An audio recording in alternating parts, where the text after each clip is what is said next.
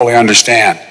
All of us, and particularly those of us who represent the world's largest economies, we have to step up. The two-day virtual summit marks the first major effort by the Biden administration to put the U.S. back at the center of the international conversation on reducing carbon dioxide emissions, a major shift from the approach of the Trump administration. Karen Travers, ABC News, Washington. The House today approving a measure to make D.C. a state. Now it heads to the Senate. In a party-line vote, the House approved a bill that would make Washington, D.C. the 51st state. D.C. Delegate Eleanor Holmes Norton on the House floor. D.C. residents have been petitioning for voting representation in Congress and local autonomy for 220 years. The bill now heads to the Senate, where it would need 60 votes to pass. That's a high hurdle, with Republicans saying the bill is a power grab by Democrats to get more seats in the Senate. Elizabeth Schulze, ABC News, Washington. In Ohio, growing outrage following the fatal police shooting of 16-year-old Micaiah Bryant. Officials say Columbus police officer Nicholas Reardon shot the teen while she attempted to stab another person. ABC's Andrew Dimbert has more. As an independent investigation gets underway, critics question whether deadly force was even necessary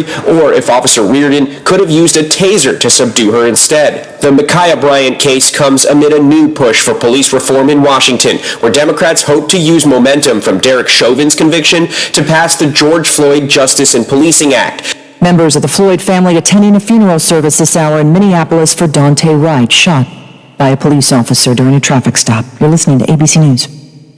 Finding great candidates to hire can be like, well, trying to find a needle in a haystack. Sure, you can post your job to some job board, but then all you can do is hope the right person comes along, which is why you should try ZipRecruiter for free at ZipRecruiter.com/work. ZipRecruiter doesn't depend on candidates finding you. It finds them for you. Its powerful technology identifies people with the right experience and actively invites them to apply to your job. You get qualified candidates fast. So while other companies might deliver a lot of hay, ZipRecruiter finds you what you're looking for. The needle in the haystack. See why 4 out of 5 employers who post a job in ZipRecruiter get a quality candidate within the first day. ZipRecruiter, the smartest way to hire. And now you can try ZipRecruiter for free. That's right, free. At ZipRecruiter.com/work. That's ZipRecruiter.com/work. ZipRecruiter.com/work.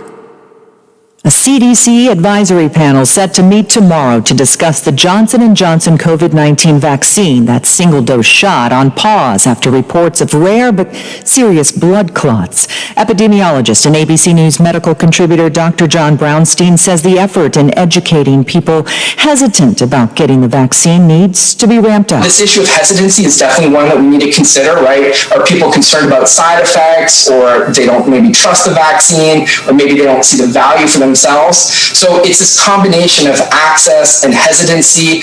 And so we have to combat with education, right? Explaining why these vaccines are effective, why they can reduce transmission in the community, why they can bring us back to a normal life.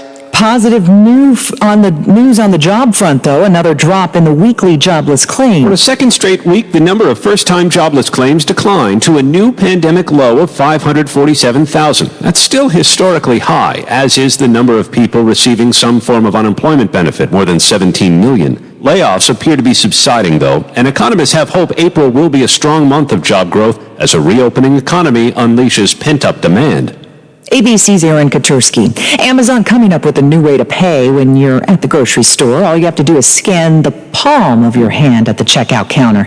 The Pay by Palm scanner is being installed at Whole Foods store in Seattle. This is ABC News. At CDW, we get that a cyborg assistant won't make your employees more productive from home. Please, call me Brian. I can vacuum your dog. That's great. But at CDW, we can design a productivity solution with Lenovo devices that offer fast, reliable connectivity to help your people manage their workloads the right way. Can I have a human hug? No. For technology that moves you forward, trust Lenovo and IT orchestration by CDW. People who get it. Learn more at cdw.com/Lenovo client. Michelle Franz and ABC News.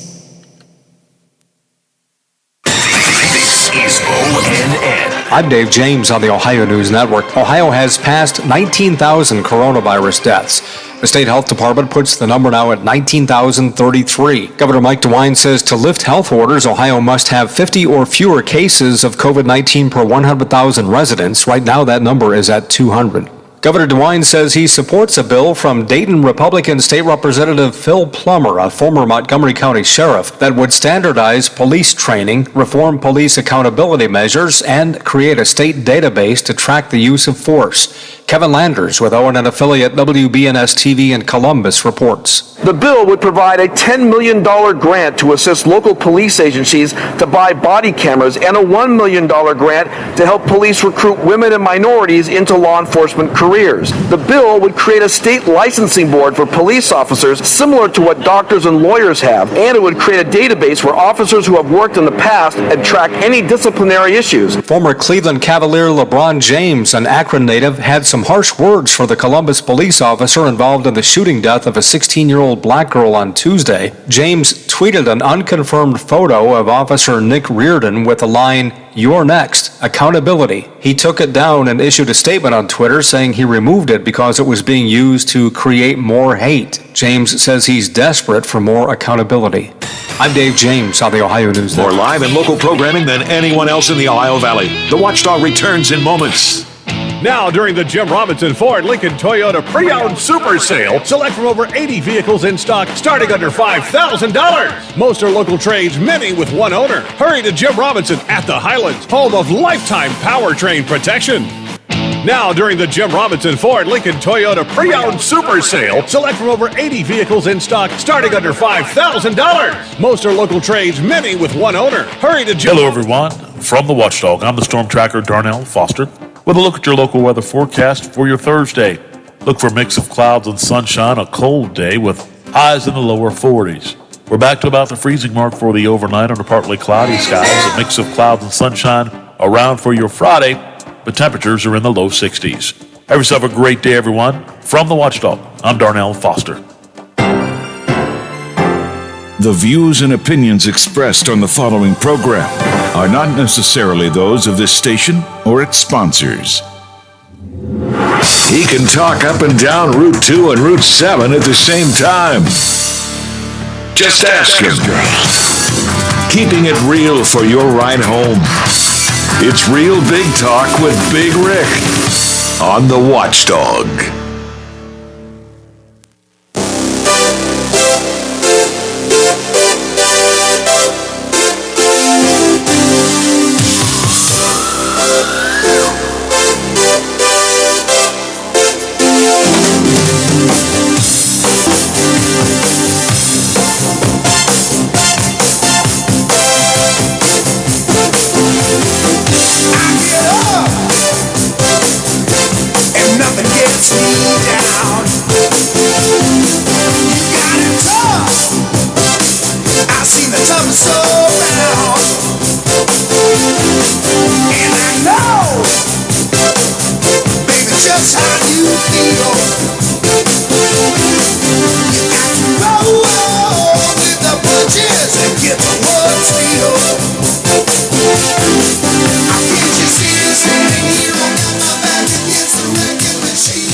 Good afternoon and welcome into the Watchdog.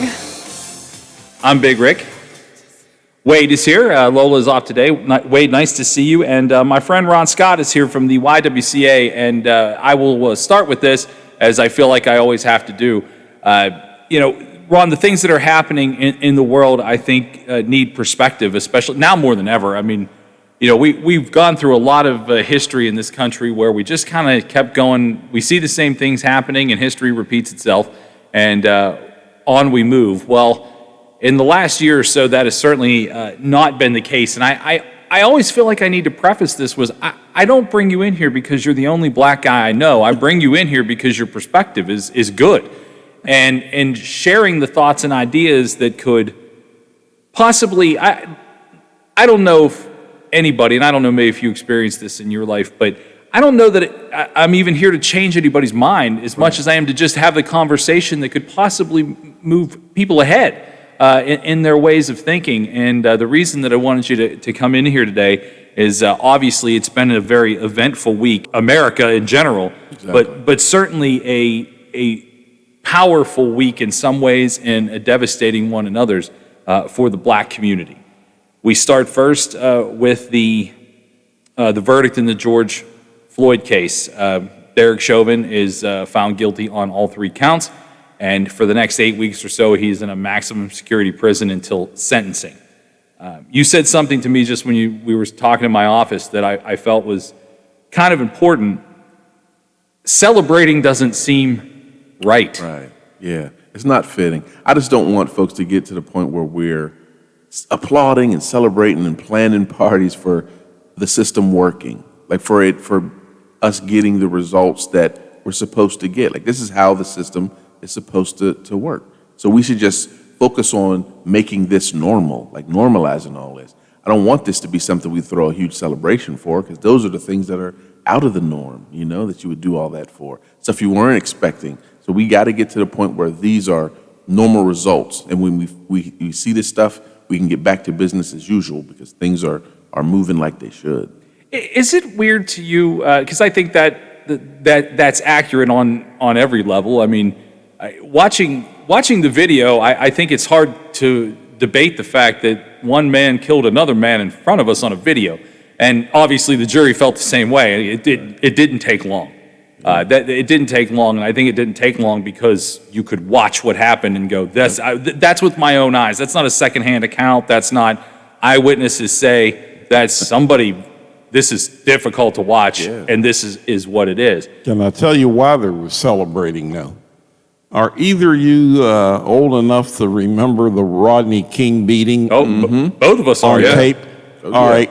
None of those officers were found guilty of anything. In other words, the jury thought that was proper police procedure. Yeah, and Wade, you bring up a good point. I remember seeing that as a kid. Since you brought it up, let's go with it. When I saw that as a kid, how old were you, Ron? Because I was young. I believe I was in high school. Because I remember I was right around the corner at the pawn shop here when the verdict got announced, the Rodney King one. And I just remember I just couldn't believe it and thinking, what just happened then? Like, what's going on? And the other people in there, it was like the room kind of turned in a way. Because I just remember them continually saying things like, well, we didn't see what the beginning of the tape was. I mean, it's not like we saw the whole tape. And it was just a strange feeling from that point on. It was. I mean, for me, as a kid, thinking about that, I just thought, well, does it take 5 of you? I mean, look, people, not everybody gets arrested properly. And that's from both sides. And that's not a color thing. That's just sometimes people don't handle themselves in the best way, because getting arrested probably stinks. Also, having to be a cop probably a lot of times when you know you have to arrest somebody is probably nerve-wracking. So let's just face it, it's not always going to be a nice, easy, peaceful route to getting somebody in the back of a police car. Right. But I just remember watching that video as a kid and going, I mean, he's down. I mean, I equated it to, honestly, at the time, probably professional wrestling. I'm like, once the guy's down and you pin him, he's down. And so I think Wade, because he brought up the point, and I think it's a good point. I also think post the Rodney King incident, and certainly the riots in LA, there was a big probe into the Los Angeles Police Department. And I think to what we can tell, certainly since then, it seems like a lot of that problem was weeded out. And I don't think you'll ever get all of the problems out of anything. I don't care if that's a computer system or a justice system. You're not going to get every single thing to be eliminated from that. But I think ultimately they did go ahead and look at that. And since you brought that up, that's what we're probably going to see now with police forces all over the country, and they're really going to pick apart Minneapolis. And maybe, and of course, Minneapolis had another incident last week.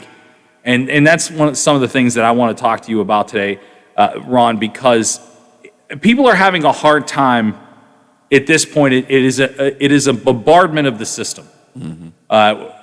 Everybody mentally is watching videos and having to make and assess how they feel about things, probably in a different way than we ever have. Most definitely. And it's, to me, that it gets troublesome like that because in the way that the social media and everyone being so connected works, it seems like it would make the world so much bigger. You'd be able to see so much more and all this, but it seems like it makes the world smaller. So small now that if we watch enough of these videos, we're hyper vigilant that this is what's going to happen. So we're seeing it all around us, just on our phones, on our computer screens, on our tablets, and we're assuming that this is what the interaction is going to be the next time we're pulled over. Now, we do have similarities into the situations, because I've been in situations with police officers that I knew weren't right, but they've never been to the extremes of Rodney King or George Floyd. But when you see enough of it, you feel like it's right around the corner from you. And I don't necessarily know if that's a pro or that's a con, because now I'm extra cautious looking at the police, assuming that's how the police are. Are the police now extra cautious looking at other folks, thinking that I'm like them? Like, are we all jumping to all these conclusions about each other to the point where we're meeting and just being beyond cautious with each other? We're just not, we don't even know how to interact at all, and everything goes out of the window. Why you see folks, rules of engagement not being followed, folks wanting to pull out their phones to record before they even get their license and registration. There's strange, almost rituals now that are going along with this stuff because folks want to be protected and folks want to be able to expose wrongdoings. It's so strange now. It's a different time than we live in. It is strange. Ron, hang on. We're going to take a quick break, and we'll come back, and we're going to get into some of the particulars about what happened in Minneapolis and certainly what is going on currently in Columbus. We'll be right back on The Watchdog. The Variety Show with Bill DeFabio is live on The Watchdog Monday, Tuesday, Thursday, and Friday. We talk to some of the region's best business owners while keeping you informed about area events and happenings. You won't believe who I have on next. Tune in and get with the program. Guests from preachers to pros and even some Super Bowl champions. Join me, Bill DeFabio, from noon to 2 for The Variety Show on The Watchdog. Over the years, you've brought opioids into your home. They helped when you were in pain, and you held on to them just in case. But holding on to opioids puts your family at risk. Learn more at www.fda.gov/drug disposal. Wheeling Coin and Hobby on 10th Street in Wheeling, next to the Bridge Tavern in downtown Wheeling, wants to buy any and all unwanted gold and silver jewelry. They are paying top dollar for 10, 14, 18, and 22 karat gold, plus 925 sterling silver. They also want to buy collectible coins and paper money from before 1933. Wheeling Coin and Hobby is open daily from 9 a.m. to 5 p.m., Monday through Saturday. Coin and Hobby, 304-232-8430, and add them on Facebook. A serious injury from an accident can be just the start of your worries. What if you cannot return to work? How do you take care of your family if you're disabled? At Gelner Law Offices, we represent seriously injured people and understand their problem. We know how to get you fair compensation. We will work hard to make sure you get the money you deserve for your losses. Don't go it alone. If you're hurt in an accident, call us at 304-242-2900 or visit us at gelnerlaw.com. We'd like to help. For all of your IT needs, visit OmniPerforms.com. Omni Strategic Technologies, the only IT company that the Watchdog trusts. The Watchdog prides itself in being involved in our community, and we want to hear from you. Does your organization have an event that you would like promoted on the radio? Please send us the details via our website, watchdognetwork.com. Just click on our contact page and fill the information. Live, local, and here for our community. Share your events with the Watchdog. Help! I need somebody. Help! Not just anybody. Help! You know I need someone. Help! When I was younger, so much younger than today, I never needed anybody's help in any way. But now these days are gone and I'm not so self-assured. Welcome back to The Watchdog. It's 2:20. I'm Big Rick. Got Wade filling in today for Lola, and my buddy Ron Scott is here from the YWCA, and we're having a conversation about some of the things that we're seeing right now in the news and how to actually process them. Before we went to break, Ron and I were talking about, the idea of being able to see injustice on film now has changed things for, in some ways, the better. In some ways, it makes it worse. One of the things that Lola and I talked about a great deal last week was it's kind of tough to find the Good Samaritan anymore.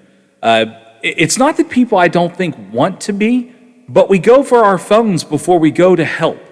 And that is a strange thing. We had the story of the Asian woman that was beaten in front of a New York City high-rise apartment building, and the doorman for that building simply shut the door.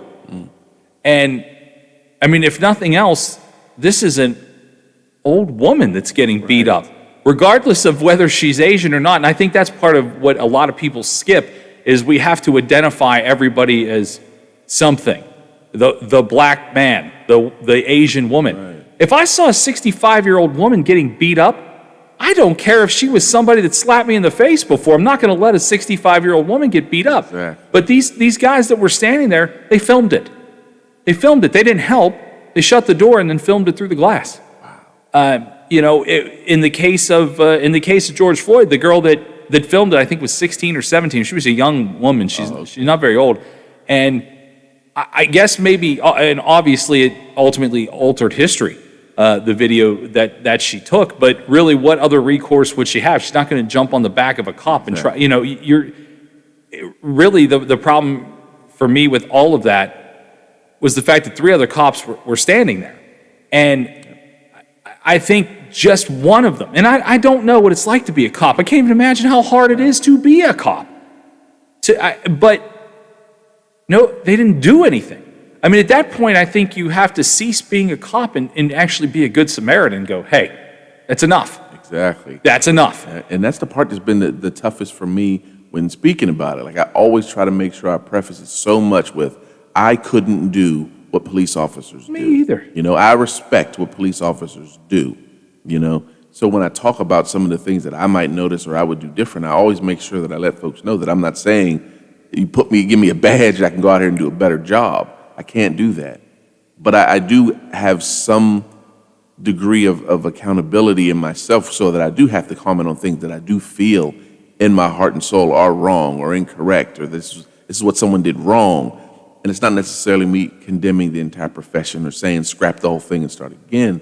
I know how difficult that job is, just from what people tell me, just from my little limited experience with police officers. But they aren't above any sort of critique or criticism either, though. No, I think no job should be. Right. I said to Lola yesterday when we had this conversation, there are bad baseball players. There are bad doctors. Yeah. Now, that doesn't mean I could even be the worst doctor on the list, because that's not what I'm built for. Right. But there's also people that you go to and people that you don't. I mean, every profession is going to have somebody involved or people in the mix that are not of the highest standard to what they could be. And I feel like, and this is very difficult because I am pro-cop. I've had a lot of interactions with cops, and not all of them are positive. Right. But also, I have a lot of people in my life that have decided to take up law enforcement in one way or another, and I know that they're damn good people. Right. And that's the problem where I think the media comes in. I mean, let's face it, it's part of what I do here. I'm part of the media. If I went to do something, it would say media on it. What I think I am is a guy leading a conversation, but it comes along with the tag of media. To hear you say, I couldn't possibly do it better, and I respect what cops do, is not the narrative that the media pushes. It pushes people of any color or any specific, depending on what the conversation is about, whether it's an ethnic background, whether it's whatever color you are. The media helps feed into people.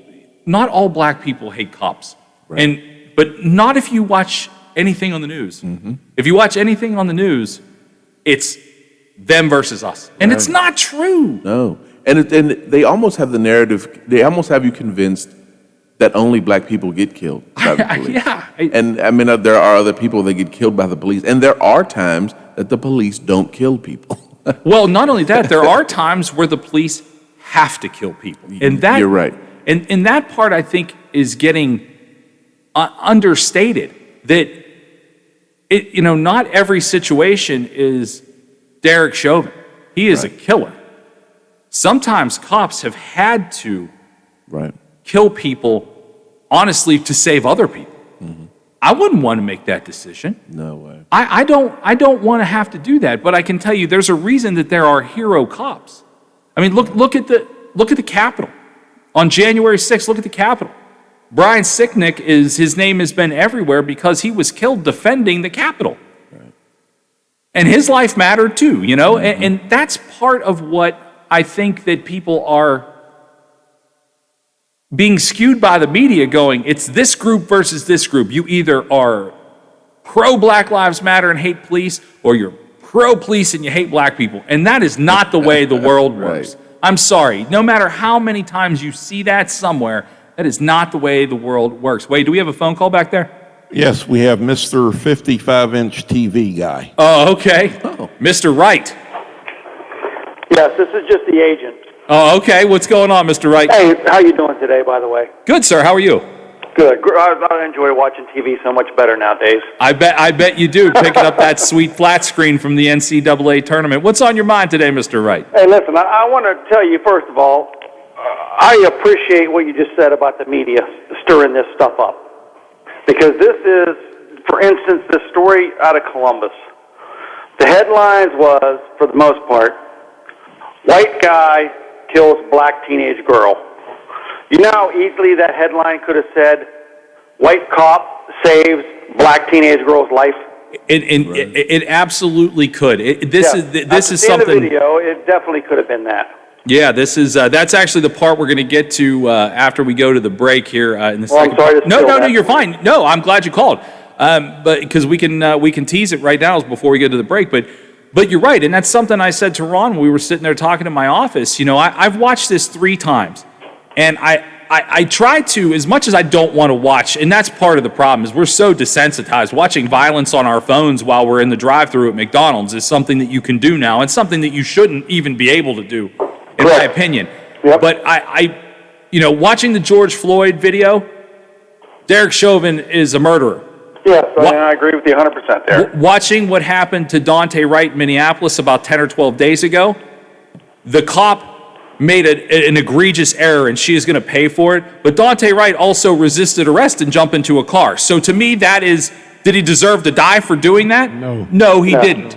He did not deserve to die for doing that. I also believe from that video that this cop made a tremendous error. I don't think she did it on purpose and just screamed taser and shoot him with a gun. It was just a tremendous mental, physical, whatever kind of error you want to call it. And I'm sure anybody on the Minneapolis Police Department is probably so fried right now from all the things that they've been through. An error like this, unfortunately, happened. But I keep thinking today, why would you want to even be a police officer in today's world? I have no idea. And then as we talk about what happened in Columbus, in Columbus has had protests the last couple of nights, to my knowledge, all of which have been on the relative peaceful I haven't heard end. anything about the violence there. No, which is good. But you're right, and that was something that Ron and I had a quick discussion with. I watched this video 3 times, and when I initially saw it, I went, that cop saved that girl's life. Now, exactly. I don't know why he had to shoot the other girl 4 times, but... Well, I think I agree there. You don't know why, but we've never been in that situation, and you're supposedly trained for this, but maybe there's like an adrenaline thing that kicks in and you just bam, bam, bam. You know what I mean? Yeah, I mean, that's the thing. We're not cops. Yeah. In my mind, I thought, well, it's easy for me to say, this is what I would do. Well, that cop may have just pulled his weapon. He tried to tell her to drop the knife. I mean, it wasn't just like he went guns first, and she didn't. And he saved, in my opinion, saved that girl's life, but had to take one life to save another. Maybe 2, because there were 2 girls she was trying to stab at the same time. Yeah, I mean, so what is he supposed to do in that situation? So when I watched it, that was my first initial thought. He didn't pull a LeBron James on us? No, and I mean, that's something that also needs to be talked about. Honestly, LeBron is so much bigger than just a basketball player. Since you went there, let's talk about that real quick before we go to break. And we'll probably, Ron and I can kind of recap what happened there when we come back. But LeBron is so much bigger than just a basketball player. I mean, let's face it, if some pitcher from the Pirates did what LeBron did and posted the picture of the officer that shot and said... I would have never heard of it. No, because nobody knows any of the names of the pitchers on the Pirates. LeBron James is a media icon. He is bigger than basketball. He's honestly just as big as Hollywood. And you combine those two things together, he's one of the most influential people in our country and probably on the planet. Now, do you think some consequences should be towards him of some type? It's going to be interesting to see how the NBA handles this, because this is the NBA's biggest star currently, and Adam Silver is the commissioner of the NBA.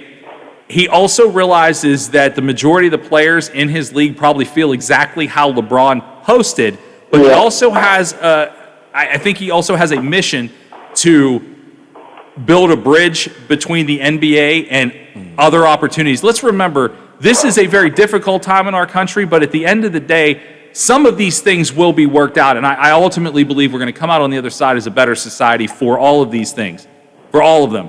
Adam Silver knows that it's not just a group of black fans. White people love basketball too. Men love basketball, women love basketball, kids love basketball.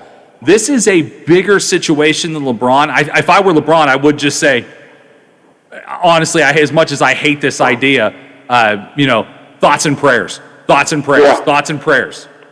I think if you're LeBron, thoughts and prayers and stay strong, that kind of stuff may have curbed what happened, but the fact that he posted the picture of the cop as in saying, "You're next," I think it's every bit as dangerous as what Maxine Waters did the other day, and I think it's every bit as dangerous of everything that Donald Trump said to make that insurrection at the 6th happen. If we're going to hold anybody accountable, we got to hold everybody accountable, or we just stop with accountability altogether.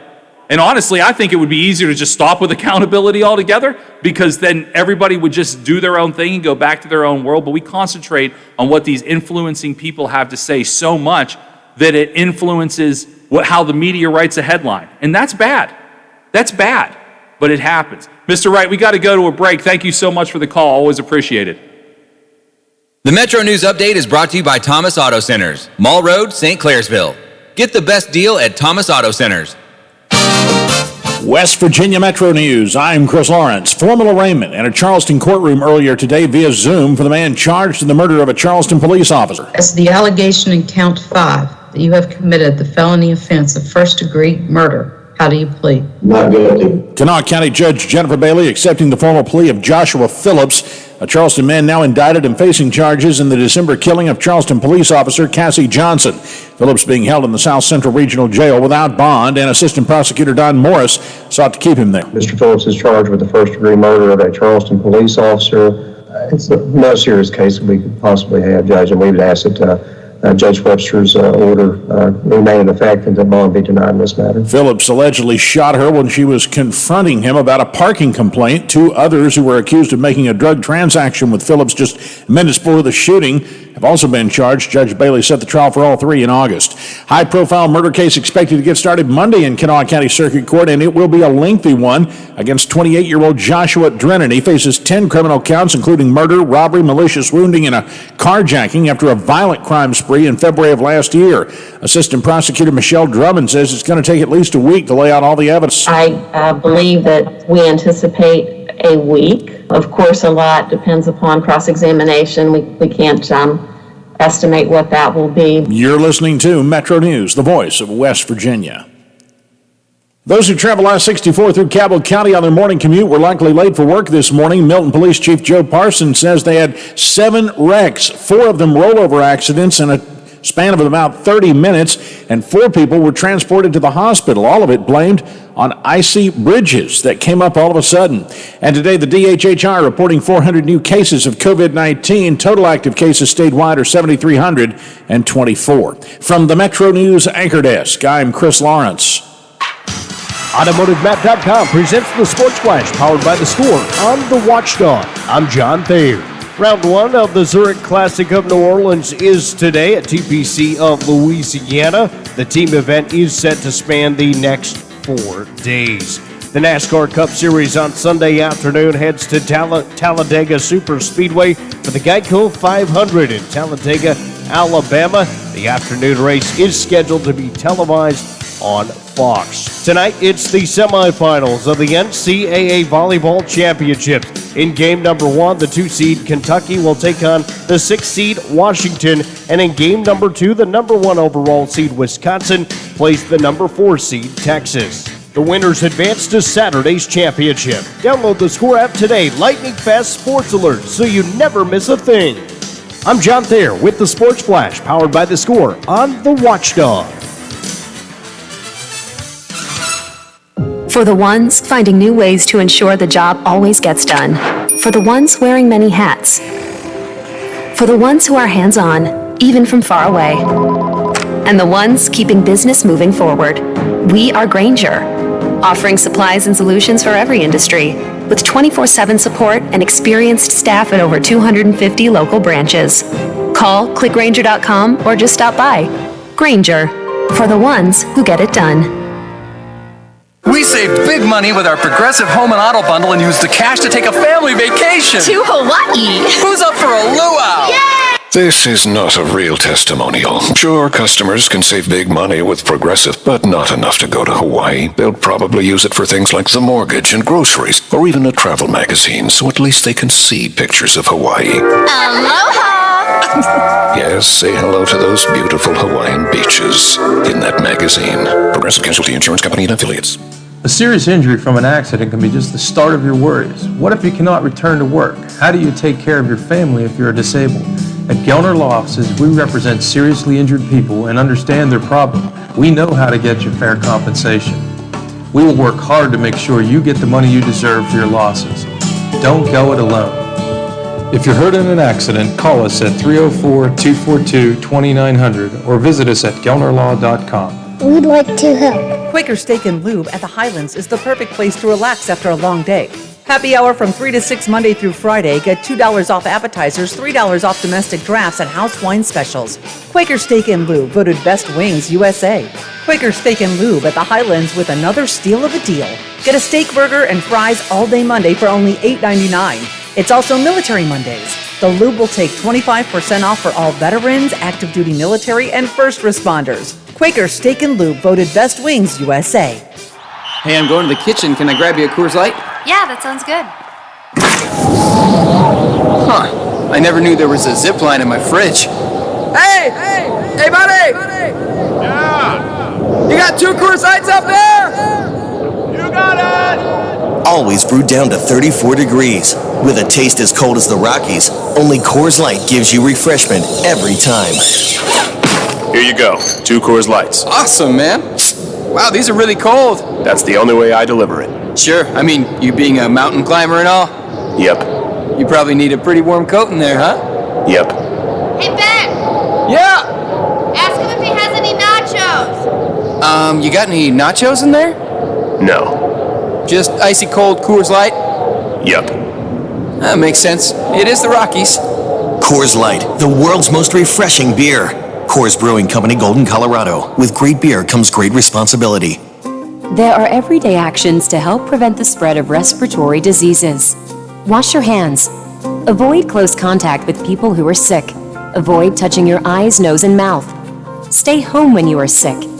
Cover your cough or sneeze. Clean and disinfect frequently touched objects with household cleaning spray. For more information, visit cdc.gov/COVID-19. This message brought to you by the National Association of Broadcasters and this station. See the Wheeling Nailers in person, Sunday, April 25th, as they go against the Fort Wayne Comets. Puck drops 4:10. Enjoy great family fun and entertainment with the Nailers, proud affiliates of the Pittsburgh Penguins, and watch players who may become future NHL stars. Experience the 29th season of pro hockey in Wheeling. Get tickets now to the Nailers game, Sunday, April 25th at Westbanco Arena. Call 304-234-GOAL or visit WheelingNailers.com. This is Nail City. You know, there's variety shows, and then there's, well, my variety show. I'm Bill DeFabio, and I bring you the best variety talk in the Ohio Valley, quite possibly the world. Join me from noon till 2 to talk sports, nostalgia, and hear from some of the legends of the game. You won't believe who I have on next. The Bill DeFabio Variety Show, noon till 2 on the Watchdog.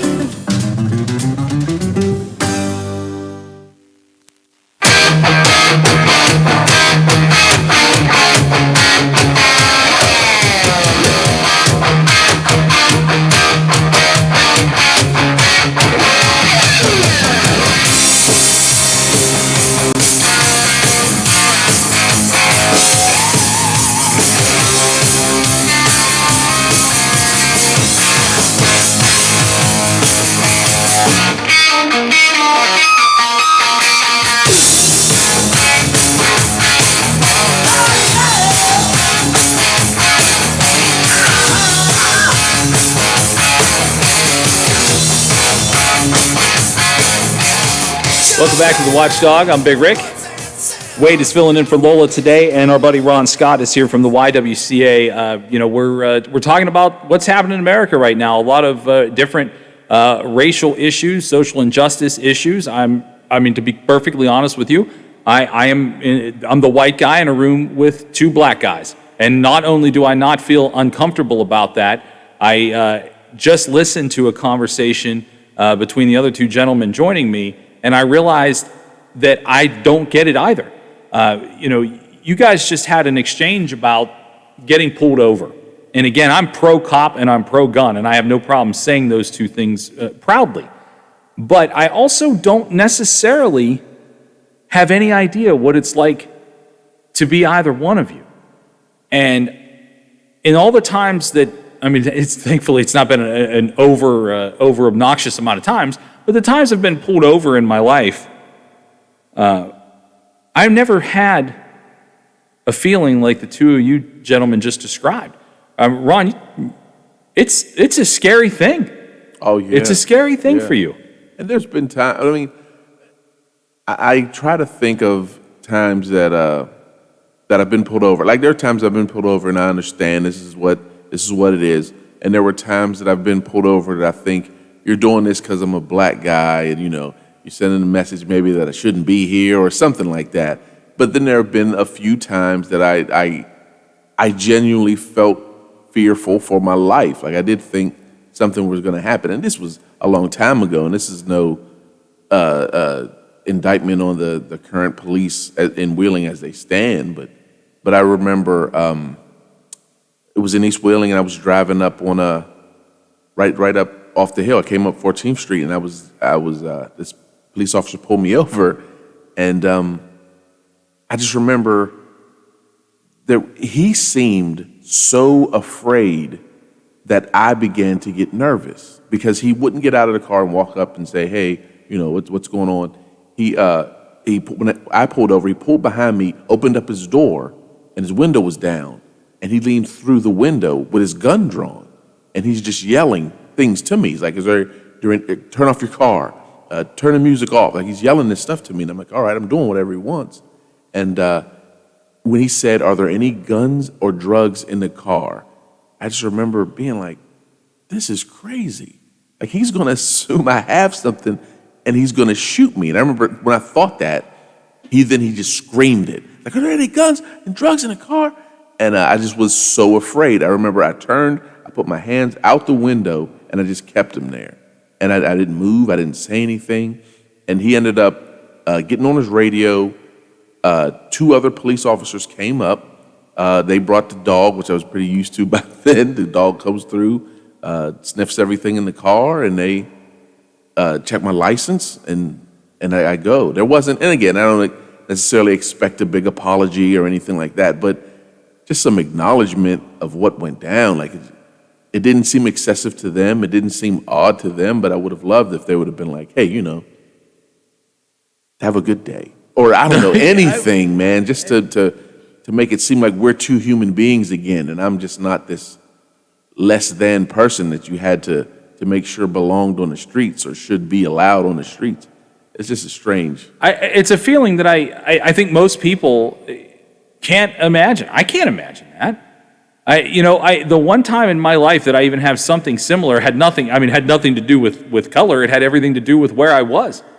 I was driving back from Columbus to Athens, Ohio on, I think it's 2230, I think is the name of the highway there. And it was all of a sudden, it was deemed the something drug action or another. And the girl I was with went to get into a different lane and then saw that there was a car coming and swiftly got back in the lane we were in. Cops saw us, pulled us over, got us out of the car. We went to a water park. We were at the water park at the Columbus Zoo. I mean, we had wet towels and wet bathing suits. I mean, the whole story. I mean, I have the ticket stubs are in my pocket from going in. And so they get us out of the car, take her one direction, me another direction. Like, well, we pulled you over because you were weaving in and out of lanes. And they asked if we had any drugs in the car. I'm like, we have wet bathing suits. Like this is where we were. They're towels, and it was such a strange situation. So then they call and they get a dog, and they're like, well, this is the something stretch where we go ahead and get all the drug trafficking that's going through Columbus. And I thought, are you out of your mind? Right. What made you think that we had this? They bring the dog starts barking at my window. And I'm terrified. And I'm not a drug guy. She wasn't. I knew her pretty well. The car that we were driving was actually a rebuilt, titled, so she got it from a garage. Well, the car was actually seized, and it had... Oh, wow. So the dogs picked up the scent, but obviously we had nothing. It was the scariest situation, at that point in my life. That's the only thing I can equate to what you go through. But I feel like this happened to me once and will only happen to me once in my life. Now, you know what's strange to me, and I don't want to take over all this with just talks of these pulled over things, but the one that affected me the most, like that truly bothers me to this day, it didn't have the kind of severity that it had. Like I like the comic book stuff a lot. I like superheroes, comic books, all that stuff, right? So I would go to those conventions. And I remember me and two of my cousins, younger cousins of mine, we went to one in Pittsburgh, and we were on our way back, and we're coming through town, and according to the cop, because I knew what I was doing, but according to the cop, I went through the red light. So he pulls me over. I don't have a problem with that. He pulls me over, and he runs me, and he says that I got a warrant, I'm going to jail. And I just knew this was some kind of joke, because at this time, I'm doing more positive stuff in the community. People are beginning to know who I am. But like, all right, he's just messing around with me. And he said, no. And he said, no, it's for your parking tickets. And again, I understand you follow the law and you do what it is you have to do. But they would do strange things like say, it's $30 worth of parking tickets. I was like, my bail's going to be more than $30. So they took me to jail, like in front of my cousins and all that stuff. They took me to jail, they locked me up, and they let me know that since it's a Friday, I'll probably have to be there till Monday if they can't get a bail bondsman. And at the time, my girl she comes to get me because she's just worried to death. And it affected me because my two cousins were in the car with me and saw me get pulled over and taken to jail. And since she didn't think of getting a babysitter, I had two kids at the time then. She's got my two kids, and they're seeing me coming out of jail. And that's the kind of stuff that I just can't handle that. Like I would rather cops freaking out and acting unprofessional or mistaken identities and roughing me up, but I don't want my kids to start getting used to seeing me involved with police or coming out of jails. That's the kind of stuff I can't handle. Yeah, no, that has to be difficult to swallow. I know we have a caller on the line. Wait, we're going to take a quick break, and then we'll come back to the caller right here on the Watchdog. This is Bill DeFabio, your host of the variety show with Bill DeFabio. Heard on the Watchdog Monday, Tuesday, Thursday, and Friday. Join me from noon till 2 to talk sports, nostalgia, and hear from some of the legends of the game. You won't believe who I have on next. The Bill DeFabio Variety Show, heard on the Watchdog Monday, Tuesday, Thursday, and Friday. Tune in and get with the program. I'm Bill DeFabio. Join me for the Variety Show on the Watchdog. Over the years, you've brought opioids into your home. They helped when you were in pain, and you held on to them just in case. But holding on to opioids puts your family at risk. Learn more at www.fda.gov/drug Does disposal. your dog need groomed or walked? Are you looking for a pet sitter or dog boarding options? If so, call Dirty Paws, Wheeling's newest pet care service, providing the Ohio Valley with everyone's pet care needs. Check us out on Facebook at Dirty Paws WHG or call 304-639-7754. It's time we put a stop to a few things. Right now, the D.C. establishment has all the power. The For the People Act will stop that. Billionaires buying West Virginia's elections? The For the People Act will stop that. Politicians and their families getting rich while we pay for it? Yep. The For the People Act will stop that too. Senator Manchin, you've always had West Virginia's back. Don't stop now. Stop corruption in its tracks and support the For the People Act, paid for by Represent Us. It's time we put a stop to a few things. Americans voting on machines that aren't made in America? The For the People Act will stop that. States using hackable voting machines with no paper trail? The For the People Act will stop that. Elections with no way to do careful audits or recounts by hand? Yep, the For the People Act will stop that too. Senator Manchin, you've always had West Virginia's back. Don't stop now. Stop election interference and support the For the People Act, paid for by Represent Us. Windsor Heights. The Watchdog is protecting your yard. Join Howard Monroe, Hoppy Kercheval, Bill DeFabio, and Big Rick for the best live and local talk in the Upper Ohio Valley and beyond. Windsor Heights trusts the Watchdog. Hello, I'm Chuck Reddick, Commissioner of the Internal Revenue Service. We're working hard to get ready for tax filing season. You know who else is working hard? Identity thieves. Keep your computers and your mobile phones secure. Use antivirus software and strong passwords. Look out for email scams. Secure your home Wi-Fi with a password. Stay safe when you shop online. Look for HTTPS in the web address. See irs.gov for details. Have you experienced foot or ankle pain during or after sports, running, or exercising at the gym? Those nagging aches in your foot or ankle simply won't go away on their own. Podiatric physicians are the most qualified doctors to care for your feet based on their education, training, and experience.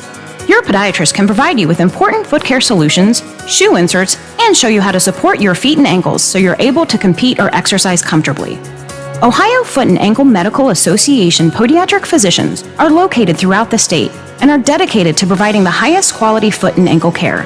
Ask if your podiatrist is a member of the Ohio Foot and Ankle Medical Association so you know you are being treated by the very best.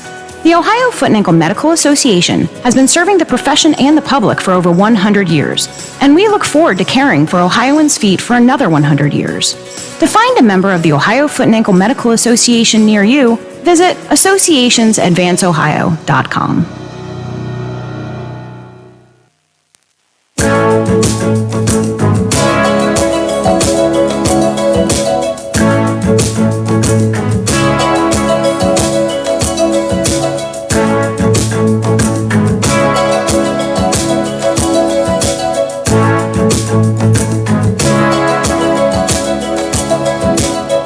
Hear the drums echoing tonight. Cheers, only whispers of some quiet conversation. She's coming in 12:30 flight. The moonlit wings reflect the stars that guide me towards south. Welcome back to the Watchdog. I'm Big Rick, joined by my friend Ron Scott. Wade is here too, and thank you for waiting on the line. We have Chuck on the line. Chuck, what's on your mind tonight? How you doing? Very well, sir. How are you? Good. About 5 years ago, I had a car, bought it off a car lot, and it had tinted windows. And I was probably 67 at the time. I got profiled 5 times in 1 month. I got pulled over because those windows were tinted. And a couple of times, they come up with their guns drawn. Yeah, I got me out of the car and everything. I said, "Look," I said, "I bought this car and all." Well, after a while, I ended up I had to pay a guy $100 just to take the tint off the window. Yeah, you know what, Chuck, that happens more than I don't know about you, but when I was a kid, growing up in the '90s, getting a car alarm for your $300 car was like a must-have. and Right. getting your windows tinted to whatever the, I grew up in Pennsylvania, so whatever the Pennsylvania legal percentage allowed to get your windows tinted. That was like you had a $600 car and you had $1,400 in accessories for no actual purpose. Because that's what you do when you're a kid. And that same thing happened to me. As soon as I got my windows tinted as a kid, I thought I was the jam. I had an 88 Thunderbird and I was like, oh, windows tinted? Look at this thing. I'm on wheels now. Same thing. I get it. And that's just you having tinted windows in a place that you bought it. Could you imagine actually being a black person and just even a window? You could be driving a 1982, Camaro. Hey, Chuck. Let me tell you. Let me tell you a story. I had a black Cadillac, and I had the windows tinted. And I'm driving down 16th Street towards the courthouse, and I just passed WTRF. Sheriff's deputy did a U-turn in the middle of the street. Lights, sirens, pulled me over into Nemo's. Remember Nemo's? Oh yeah. I had to strip the tape off the windows then before he would allow me to move my car. That's ridiculous. So it's not I'm still trying to figure out how the car lot was allowed to sell that car. Yeah, that's a different story too. And that's the thing. At my age, I never saw anything about it. No, probably not. And here's the thing: you're probably also not against cops either, even though that was a bad experience, right? No. Exactly. That's my point. I wanted to mention something about the guy that got shot. Okay, the one that the female officer shot. Yes. Do you know what the warrants were for him? I don't remember off the top. I read it when the story happened, but I don't remember off the top of my head what they were. I can tell you what they were. Okay, go for it. Okay, they were for aggravated attempted robbery. Him and his girlfriend, she was paying her landlord her rent, $850.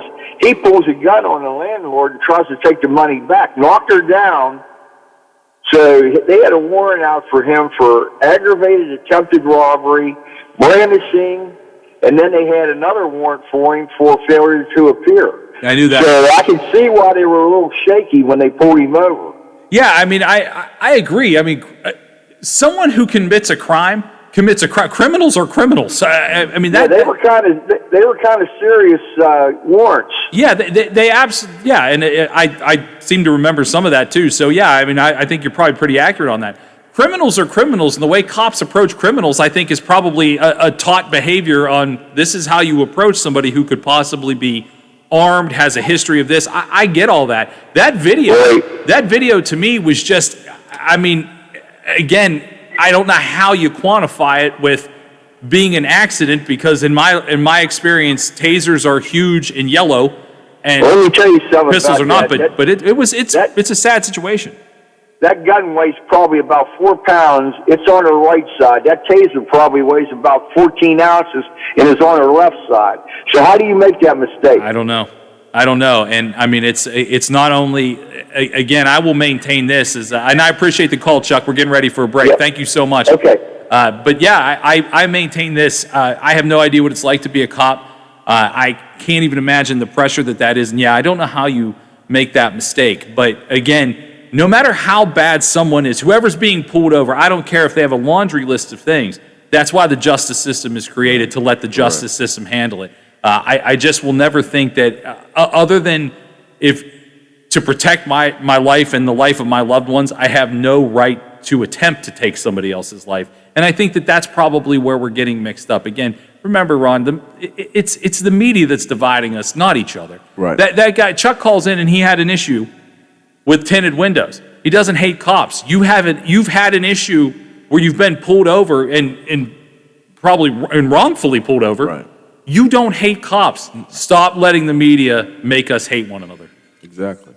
I appreciate you stopping by, pal. We could talk all day, man. No problem. Hopefully I can come back again soon. You always can. Ron Scott, thank you so much from the YWCA. We're going to go ahead and take this break, and we'll come back with fresh topics in your calls next on The Watchdog.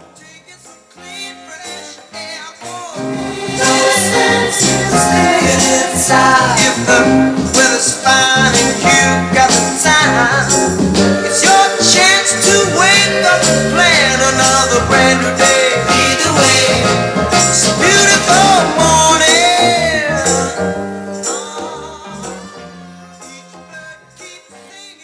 The Watchdog is FM 98.1, AM 1600 WKKX Wheeling, FM 97.7, AM 1370 WVLY Moundsville. The ABC News is brought to you by Thomas Auto Centers, Mall Road, St. Clairsville. Get the best deal at Thomas Auto Centers. From ABC News, I'm Michelle Franzen. In a rare show of bipartisan support, the anti-Asian hate bill passing the Senate today by a wide margin. A really strong vote, 94-1. Wow, when was the last time we saw that? That's Senator Hirono. She helped introduce the bill. Senator Josh Hawley, the only senator to vote no. The measure requires the Justice Department to assign a point person to focus on reviewing hate crimes and works with state and local law enforcement on efforts. It now heads to the House where it's expected to pass. Republicans releasing their counteroffer to President Biden's $2 trillion infrastructure plan today. Republican senators have released a framework for an infrastructure package totaling $568 billion. That's instead of the massive $2 trillion plan proposed by President Biden. The GOP offer includes funding for traditional infrastructure like roads, bridges, and rails, as well as broadband internet. What it doesn't include is the hundreds of billions of dollars toward renewable energy sources, manufacturing, and workforce training, or an increase in the corporate tax rate, which are all part of the president's plan. Elizabeth Schulze, ABC News, Washington. In Minneapolis this hour.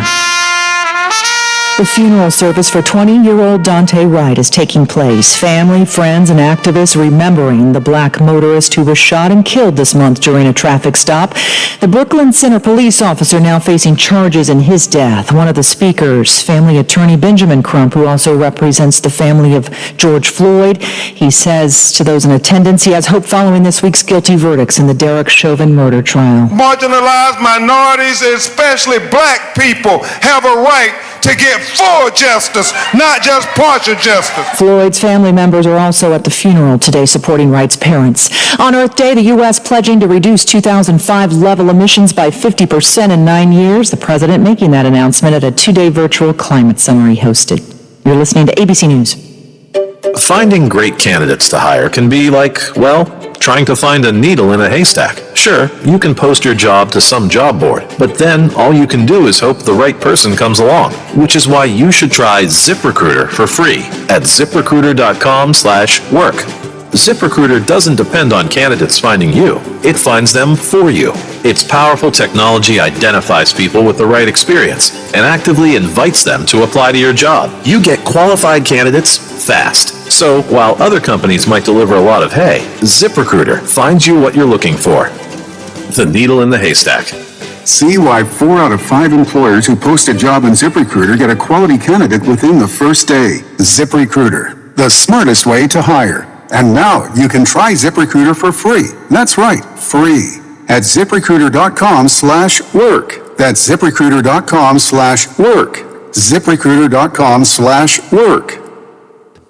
Vice President Kamala Harris convening a roundtable of foundation leaders helping Guatemala, Honduras, and El Salvador. The vice president says she wants to find the root causes of why people are fleeing those nations, causing an influx at the U.S. border. Most people don't want to leave home.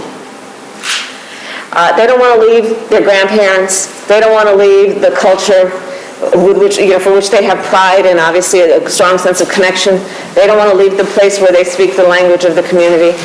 And so the question has to be, why do people leave home?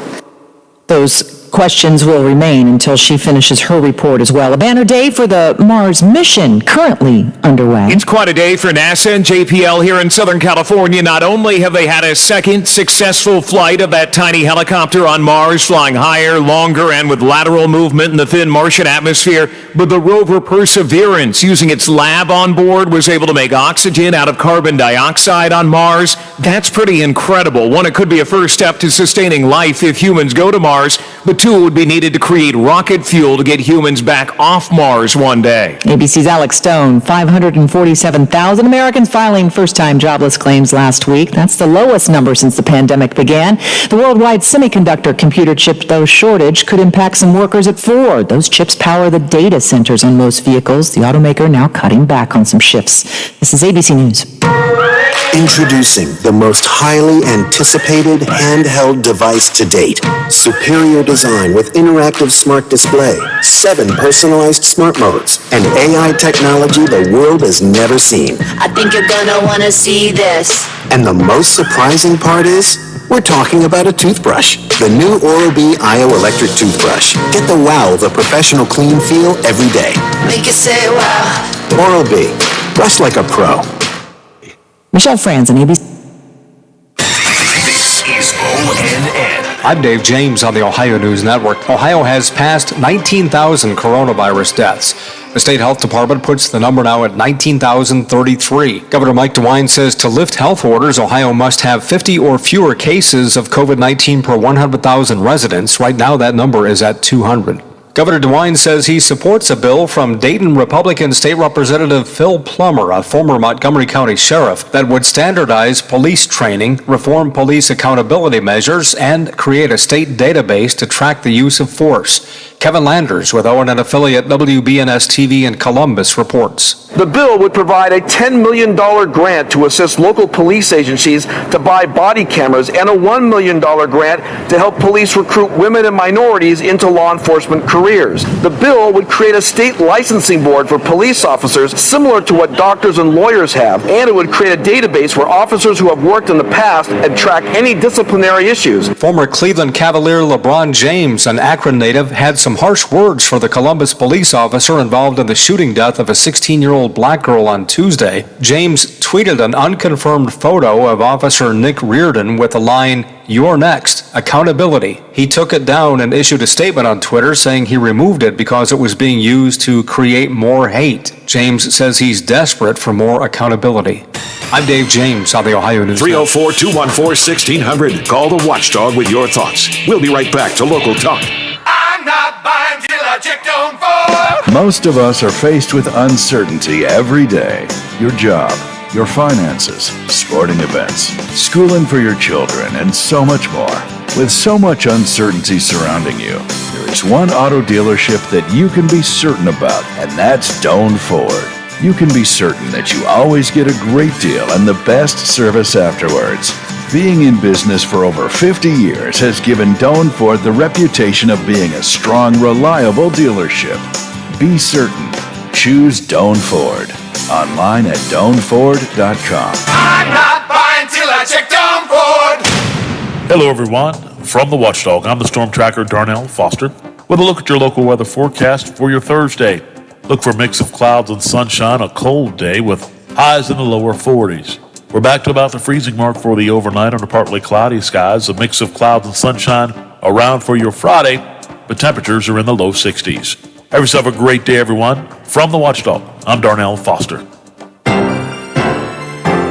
The views and opinions expressed on the following program are not necessarily those of this station or its sponsors. He can talk up and down Route 2 and Route 7 at the same time. Just ask him. Keeping it real for your ride home. It's Real Big Talk with Big Rick on the Watchdog.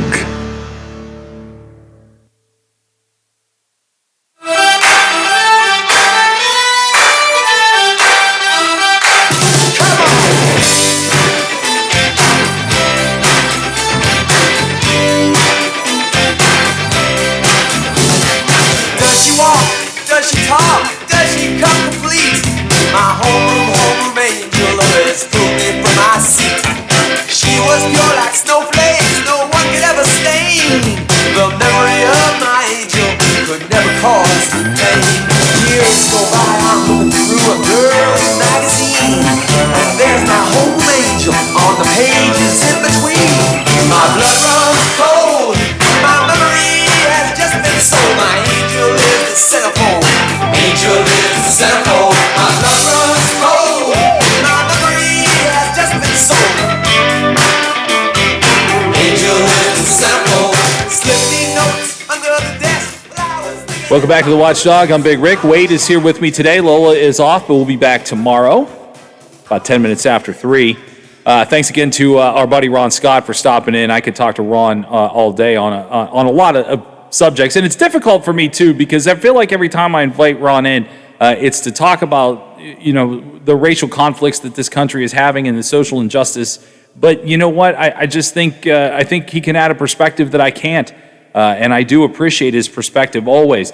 There were so many things that I wanted to discuss with him, but we just ran out of time, and he had to go. But one of the things that Mr. Wright called in last hour wanted to discuss, and rightfully so, is LeBron James' involvement in this whole shooting in Columbus. If you are just catching up, let me give you the brief go-over here real quick. Ma'Khia Bryant is the person that was shot, 16 years old. She was wielding a knife, and she called the police. And when the police arrived, she was in a stabbing motion, essentially. And as she went to stab another girl, the cop pulled his weapon, had asked her to drop the knife, and he shot her 4 times and killed her. Again, I've watched this video 3 times, and the reason I watched it 3 times was because I wanted to see, and I'm definitely a trust your instincts person. I don't know if everybody's like that, but I am. I'm a trust my instincts person. If I see something and if it walks like a duck and it quacks like a duck, it's likely a duck. And so I believe that. I believe that about myself and when I see something. But I think we are so desensitized on seeing violence. I mean, on your phone. You can see it anywhere. You want to pull up something violent, you can just do it at your fingertips. Remember when you had rated R movies? We don't have rated R content on the internet. We don't have rated X. We don't have rated anything. If you want to find it, it's there. So when I watched it the second time, I was interested to see in my head if I felt any differently about it. And I didn't. So again, I watched it the next day, yesterday, and I felt the same way. In my mind, I don't understand why a cop shoots her 4 times. I don't know. I don't know, but I don't have police training. But what I do know is that cop saved another girl's life. And we used to consider that heroism. Now, we have NBA players tweeting #accountability and you're next. LeBron James posted a picture of this man, this cop, with accountability and you're next. Quite frankly, I don't care what LeBron James has to say about anything. I don't get my news. I don't get my political beliefs. I don't get any of those things from any athlete, musician, or influencer. I read, I listen, I watch, and I make up my own damn mind on how I feel about something. The problem is that isn't the commonplace, especially for America's youth. LeBron James influences a lot of people. And you know what? Rightfully so. When you get to the point in your life where you're as good as doing something as he is, you're going to gain fans. That's how it works. If you listen to this show every day, I appreciate it. I'm sure if people buy his jerseys and continue to make him rich, he appreciates it and would like that to keep going. On a much smaller scale, I get it. I've been doing something in the public eye for 20 years. The fact that I still get to do it every day, even though this is a new way of doing it for me, I appreciate. So I'm sure LeBron James does too. The problem is, when you have people that are such big influencers tweet something like that, something dangerous, it is going to create quick controversy. The problem for me is, and I honestly never felt like I would spend my life ever at any point overly defending former President Donald Trump. I'm not a Trump guy. I'm just not. But if Trump can get banned from social media for doing something, so should anybody else who is doing something that is not in accordance with the standards of those media platforms. I will say that we've learned, if nothing else, in this 2021, this brief time in 2021, we're not even through the 4th month yet.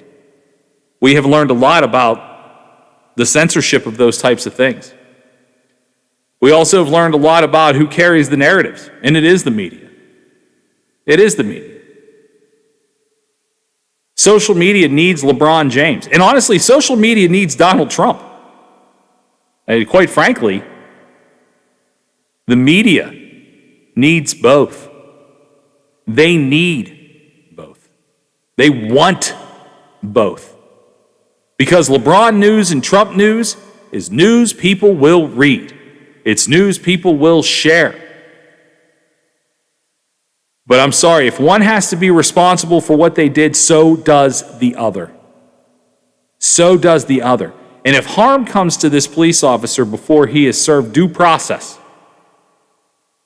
I think that's just as much of LeBron's following issues and influencer issues as anything else. As anything else. If you're going to hold one accountable for something, you need to hold everybody accountable for the same thing. You should not get to pick and choose like the media does. We'll go ahead and take this quick break. I want your phone calls too. 304-214-1600. 304-214-1600. It's open to any conversation you want to have today, but I want to know, how do you feel about this? And you don't have to support the former president. You could be the biggest LeBron James fan in the world. I don't care. I just want to know, how do you see it? Because for me, I think what's good for the goose is good for the gander. And that is not what we're seeing here. We're going to take this quick break. I see somebody's on the line. We'll get to you here in just a couple of minutes next on The Watchdog. You know, there's variety shows, and then there's, well, my variety show. I'm Bill DeFabio, and I bring you the best variety talk in the Ohio Valley, quite possibly the world. Join me from noon till 2 to talk sports, nostalgia, and hear from some of the legends of the game. You won't believe who I have on next. The Bill DeFabio Variety Show, noon till 2 on The Watchdog. Are you struggling to make payments due to an unexpected financial obligation or loss of income? Are you receiving calls from debt collectors? Are you feeling overwhelmed and unsure of what steps to take next? Then you need the experience and expertise of attorney Tom McIntyre and his staff to help guide you through these temporary hardships. Want to hear more about how Tom can help? Then call 877-456-4155 and receive a free copy of Tom's ebook, When Bad Things Happen to Good People. Tom's ebook covers many questions people have about bankruptcy and includes interesting stories about people who tried to avoid filing and people who have filed for bankruptcy. We think you'll be surprised to learn some interesting facts about bankruptcy. Call 877-456-4155. CA House Music has all the gear to make your music legendary. With all the best gear, including Fender, Epiphone, Yamaha, and more, CA House will have you rocking in no time. Get the most for your money with everyday low prices. And we meet or beat internet pricing. Play before you buy and let our product specialists help you pick out the instrument that's right for you. CA House Music, supporting local musicians since 1872. Play music for life.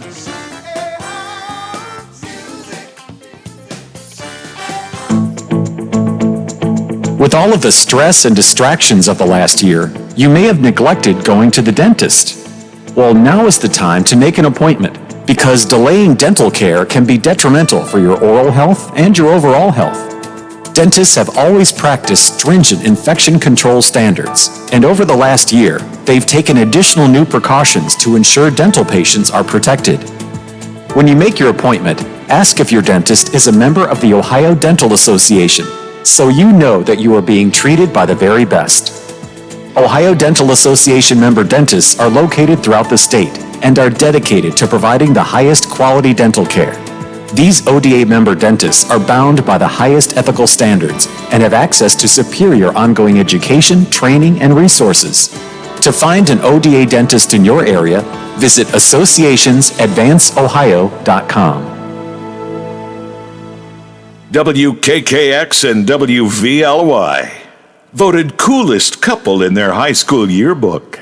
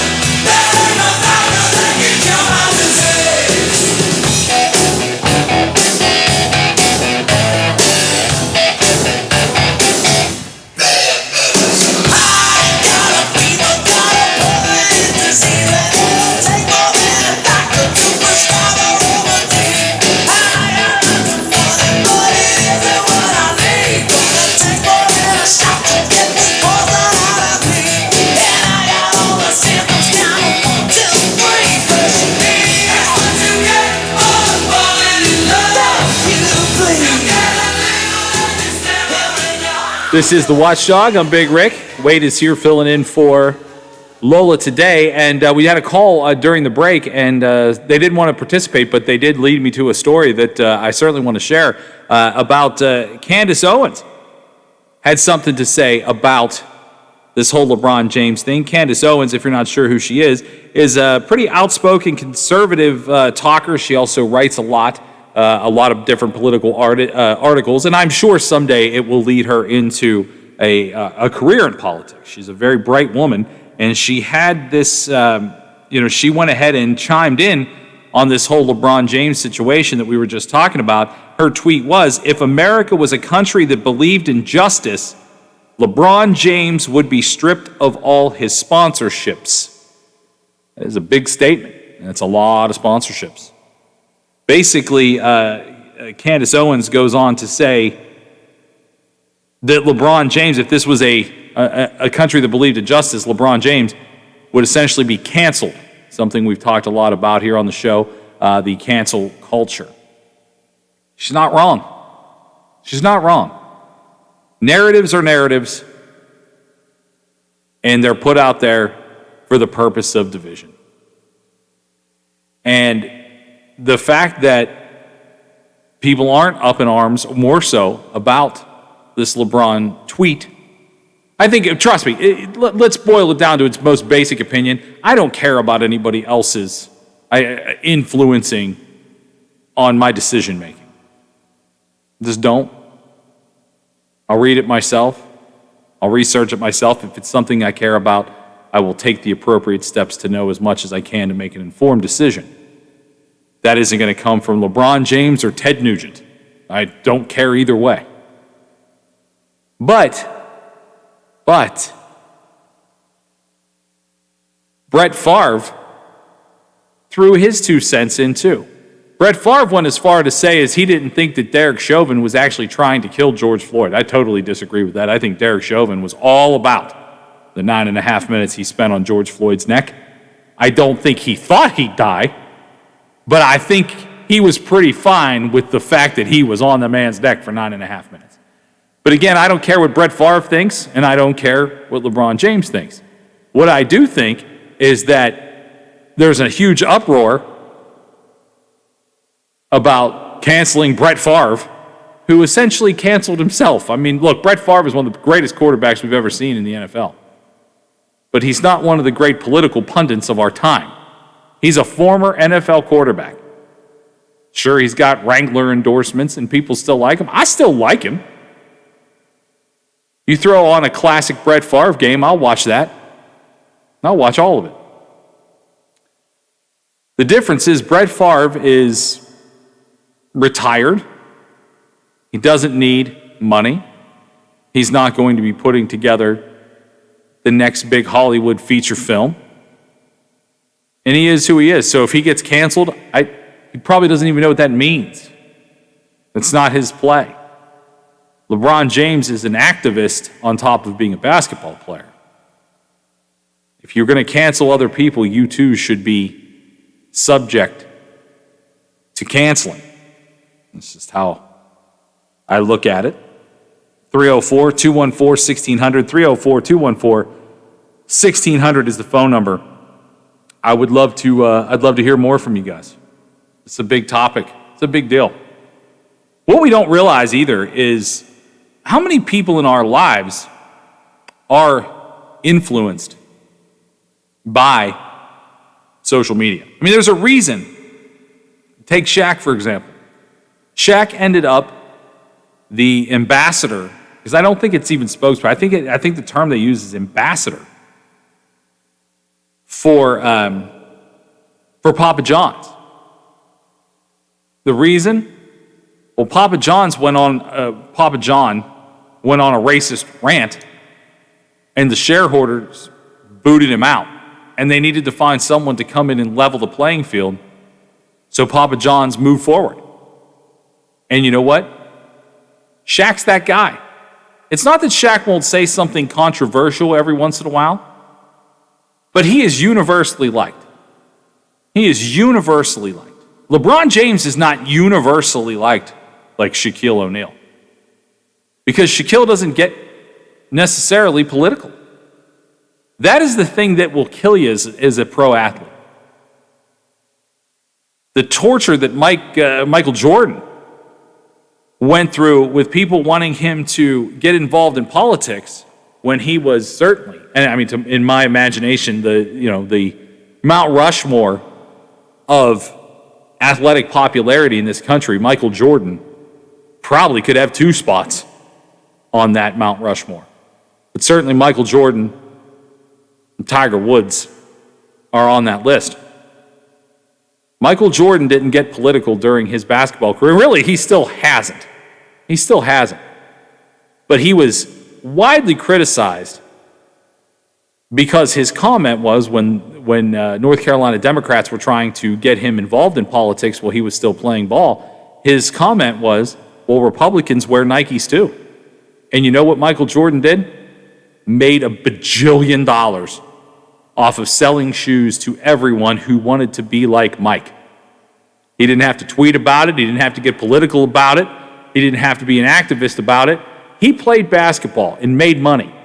And he did everything he did at the highest level. Well, there was the gambling. Michael Jordan didn't stick his face into things that were political. And and that's why he got criticized. Could you imagine being criticized for not putting your 2 cents into politics? Because that's where, now we have people that are actively leaving friends and family behind because they can't find a base to talk to each other about other than politics. What was the old quote from I think it was an infomercial. I remember this, about the Civil War. It was like, I would strike down my own brother. People are doing that now. Not so much striking down, but just, I don't want to be family with you anymore because we see things different politically. Why LeBron James felt the need to do that, I don't know. If you want to seek justice, I want everybody to have justice. To me, that's something that we're afforded in this country because we live here. Trust me, I've been to other places where you don't get so much justice. Had to be heat of the moment, I'm guessing. And you're right. I think Wade is right. It is a heat of the moment thing. But it also, it has its consequences. If we are going to look at the consequences of people at heat of the moment and evaluate what should be done in the heat of a moment. Now, I get that these two things are extreme, and one has very little consequence as far as affecting anybody's life, and one had a massive consequence of taking one life. But if something happens in the heat of the moment, and we start using the heat of the moment for the reason we all do things stupid, and we do. We all of us are subjected to doing things in the heat of the moment. But, the woman that shot Dante Wright was in the heat of a moment and made a terrible error. But it was, in fact, done in the heat of the moment. If LeBron is going to tweet something that could be detrimental to the city of Columbus or the state of Ohio, again, heat of the moment is heat of the moment. We shouldn't have two brands of that. We shouldn't have the social justice brand of it where I can say what I want because we're in the middle of this social justice movement, which we are, and that's fine. But if a heat of the moment thing is the heat of a moment thing, then it needs to be judged accordingly across the board. If you're going to take one person off social media for doing something, you need to take the other person off social media for doing something. And I guarantee you, just as much as LeBron won't be removed from social media, Donald Trump will end up back on social media so we can do this all again. And quite frankly, it gives us things to talk about, fight about, and it gives the media things to keep you coming back for more. We're going to go ahead, take a break. We come back, we'll get on some new topics, and we'll take your calls too, 304-214-1600. Anything you want to talk about today, we'll get into some sports stuff later in the show, but a whole list of things right here on the Watchdog. There's a heavy West Virginia connection in Radford University's new basketball coach. Hi, everybody. I'm Tony Caridi. That story coming up on today's Mountaineer Report. Did you know that 1 in 8 Americans struggle with hunger? Yet more than 40% of the food we produce is thrown out. At Kroger, we know we can do something about this. We're donating more food to local food banks through our partnership with Feeding America. And we're working with World Wildlife Fund to end food waste. But we can't do it alone, and we hope you'll join us in creating a world with zero hunger and zero waste. Visit thekrogerco.com to learn how you can help.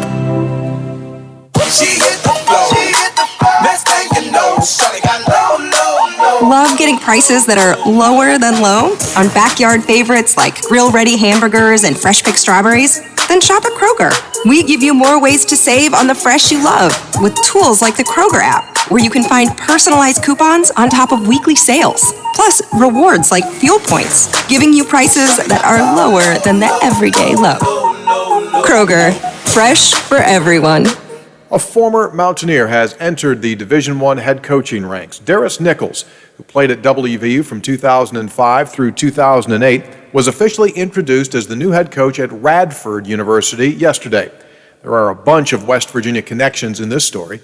Nichols, who's a native of Radford, was recruited to West Virginia by former coach John Beeline.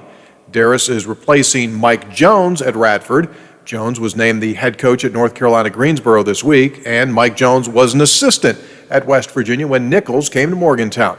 In his debut press conference, Nichols paid special thanks to both head coaches that he played for at West Virginia and his most recent employer, Florida head coach Mike White. With John Beeline, he's an unbelievable storyteller. Everything we've done, every offense we ran, every play we ran, there was a story behind it. So it stuck with me, stuck with me to this day. With Bob Huggins, just how relentless he is on you every day. You know, sometimes you're like, man, that's enough. And he's going to push you. He's going to push you to the limit, and he's going to get more out of you than you thought you had.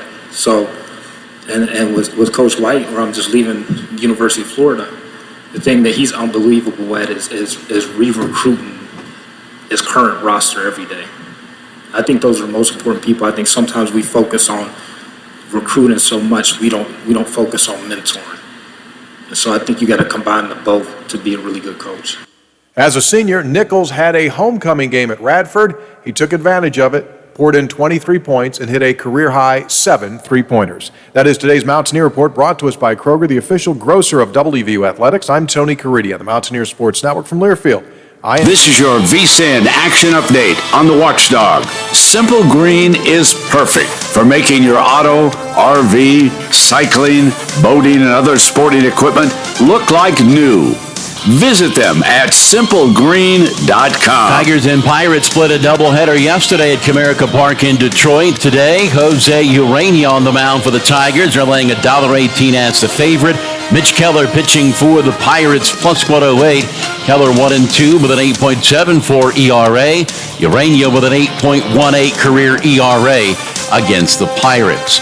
The NHL, the Penguins are at $2.90 home ice favorite against the New Jersey Devils at PPG Paints Arena with a total of 6 juice to the under. The Devils have dropped 7 consecutive games and 9 of their last 10.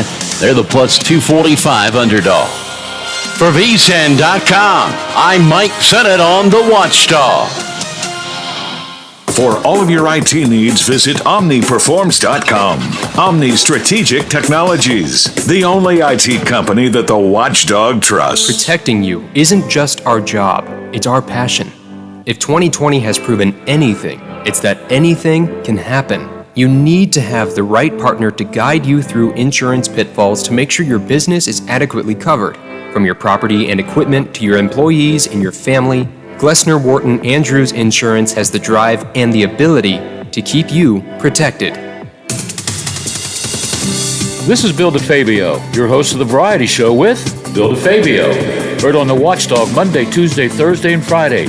Join me from noon till 2 to talk sports, nostalgia, and hear from some of the legends of the game. You won't believe who I have on next. The Bill DeFabio Variety Show, heard on the Watchdog Monday, Tuesday, Thursday, and Friday. Tune in and get with the program. I'm Bill DeFabio. Join me for the Variety Show on the Watchdog. Keeping it real for the right, keeping it real for the left.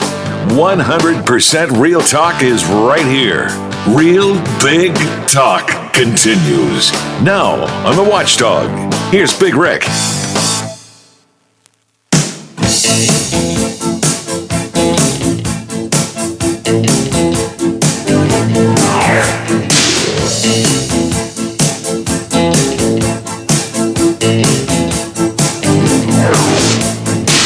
I heat up, I can't cool down. You got me spinning round and round, round and round and round it goes. Where it stops, nobody knows. Every time you call my name, I heat up like a burning flame, full of desire. Kiss me, baby, let the fire get higher. I wanna reach out and grab you. Tripped me up, Wade. I thought we were waiting for Steely. I'm not mad about it, though. I love Steve Miller. Welcome back. I'm Rick. Wade is here today, filling in for Lola. She'll be back tomorrow, and your calls are welcome. 304-214-1600, 304-214-1600. We'll switch to something that happened, a little bit of breaking news has happened since the show started today. It looks like the Senate passed the hate crime bill responding to the wave of violence against Asian Americans. That happened a little less than an hour ago. The vote was 94-1. 94-1. The only person that voted against it, Josh Hawley of Missouri. So let's talk about this. To me, it's a common sense law. If you're attacking Asian people because you're mad about COVID, you have no common sense. And to me, that's the common sense part of it. Nobody that you attack, or these people have attacked, not you personally, I'm sure you're all good people, but nobody that you could go attack of Asian descent picked up a ball of COVID and brought it here and shoved it in America. That's not how this happened. But yet, Asian people are getting treated as though they did.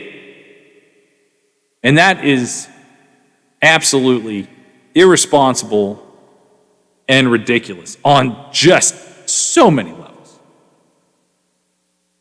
Now, I didn't read the whole thing, but the fact that only one person objected to it must mean it's a pretty bipartisan understanding that this is bad. For all the things that this country can agree on, and certainly Republicans and Democrats do not come close to agreeing on anything these days, this one seemed like the no-brainer.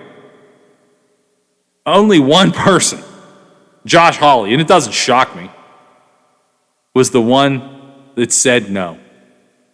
Is he a D or an R? Oh, he's an R. And a D, but certainly an R. Well, the attacks on Asians are a result of someone calling this the China flu. You know, and that, look, we have been as a nation really irresponsible about the whole thing anyway. I mean, let's face it. Let's face it. From the top down, the problem that people, I think, and this is what I hearken back to, is I felt like it would have been best at the beginning of this, certainly for, at the time, President Trump to take it more seriously. But I feel like it also would have helped tremendously if Dr. Fauci would have said, I don't know. I think we got sold on the idea that, I think we all got sold on this. If we shut it down for 6 weeks, our lives are going to go back to what they were. I don't think you can make claims like that and then it take going into month 14 and say that we've done this well. I don't think you could do that. Now, there are places, and you could easily cite places that have done it way worse than America and are still continuing to do so. I was talking to a friend yesterday who does a lot of business in Sweden. And obviously now it's all via Zoom and stuff like that, but he does a lot of business with Sweden, and he was telling me, and he works for a Swedish company, he was telling me that, Sweden's solution was, well, we'll have herd immunity. And we'll just hold on and have herd immunity. Well, obviously that's not happening as the damn thing keeps mutating. And so Sweden is just now, recently, ordering vaccines.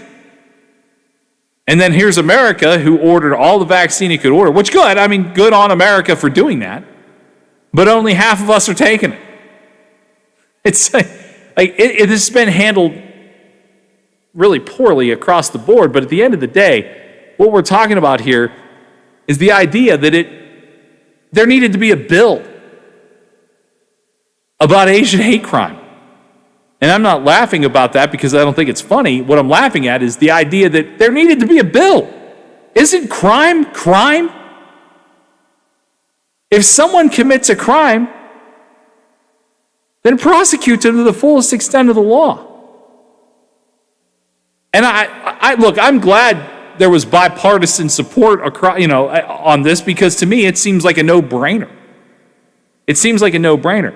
And obviously the shooting that happened in Atlanta, which, by the way, could it sweep under the rug any faster? We haven't heard anything about that in weeks because there's been so many other things that distract us between other shootings, UFOs being real.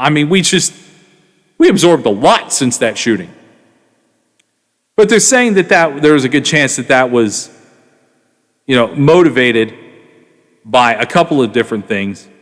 But the fact of the matter is that those 8 people that were killed, I think 6 of them were Asian. And so this got elevated and pushed through, I think, in a pretty fast amount of time. It's funny how Washington can do something quickly when they want to or drag something out when they don't.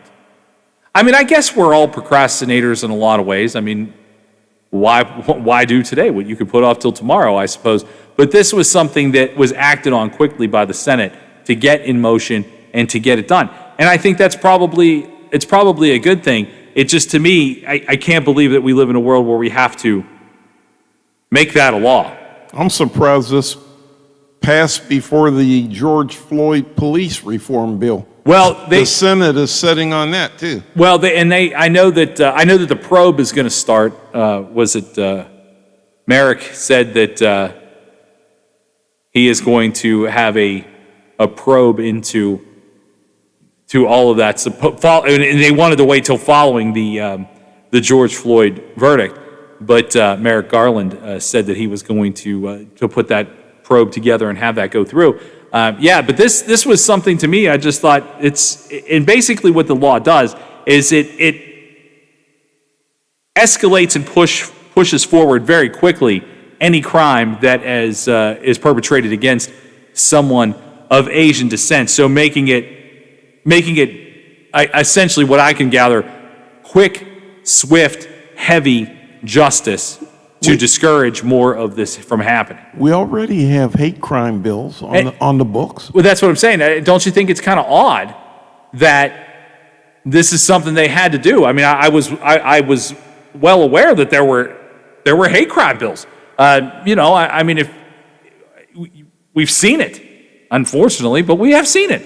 I just thought this is something you're occupying the time with, when to me we already had this. And look, I'm all for Asian people being protected. Again, nobody came to America and threw a big ball of COVID at you, and that's the way they're being treated, and that's absolutely incorrect and wrong. But yeah, to me this is raise your hand and show bipartisan support for something we already had. Concentrate on the things that we don't have or can't get right. It is what it is.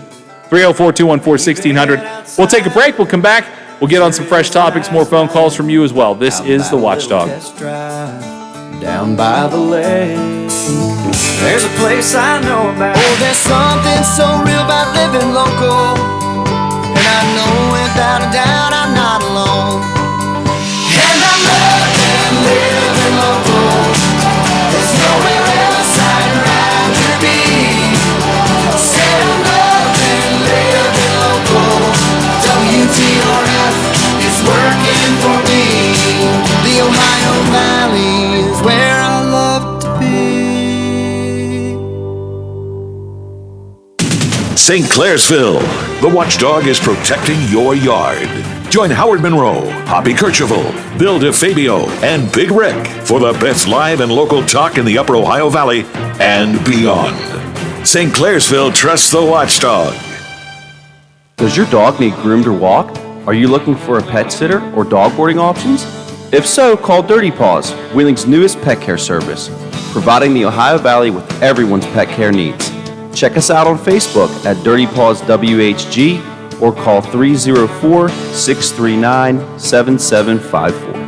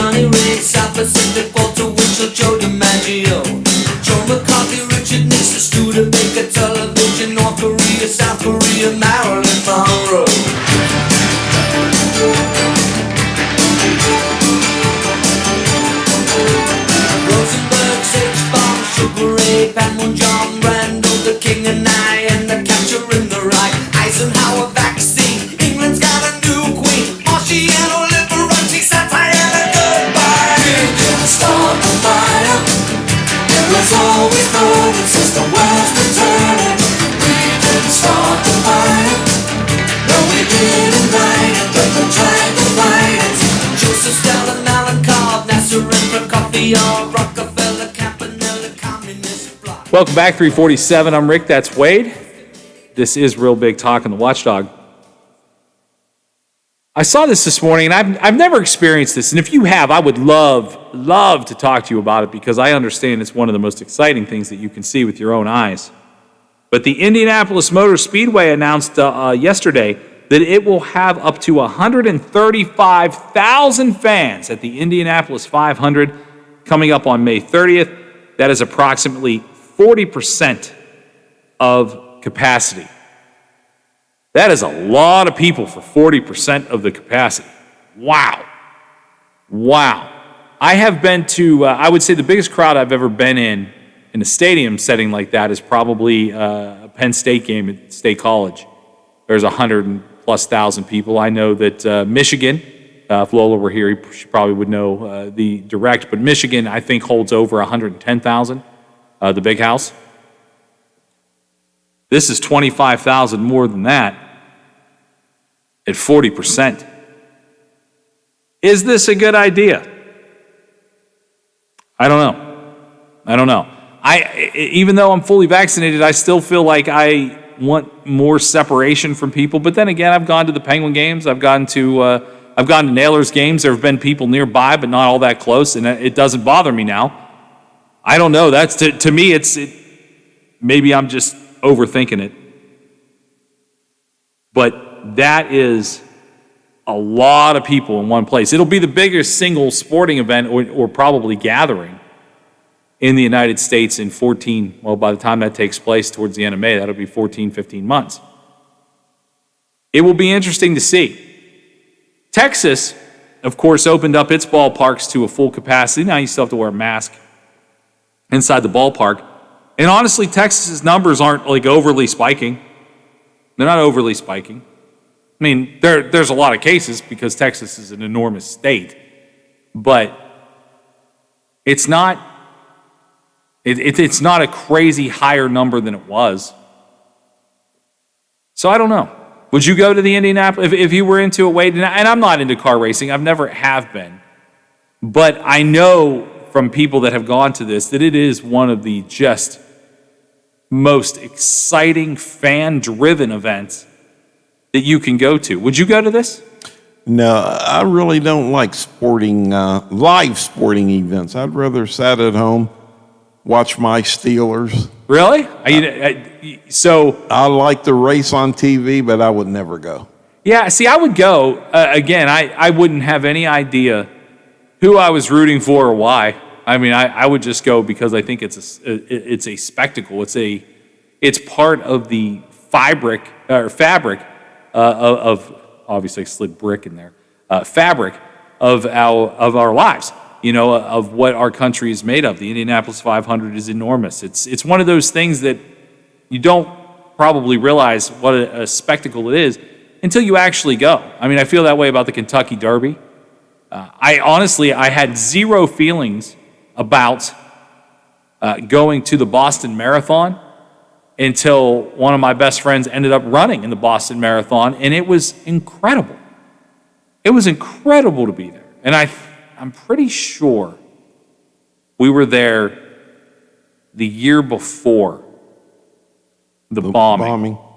Yeah, we were there because a friend of mine is an FBI agent, and we spent some time with him, and because of who he was able to get me to be able to get to the grandstands and watch one of my best friends cross the finish line. And I got to tell you, I didn't think it would be that big of a deal until I was sitting there, and I'm like, this guy from Kenya just ran 32 miles in like 3 hours. Like, it's just the most incredible thing. Like, in my mind, I just can't even process it. I think it's less than that.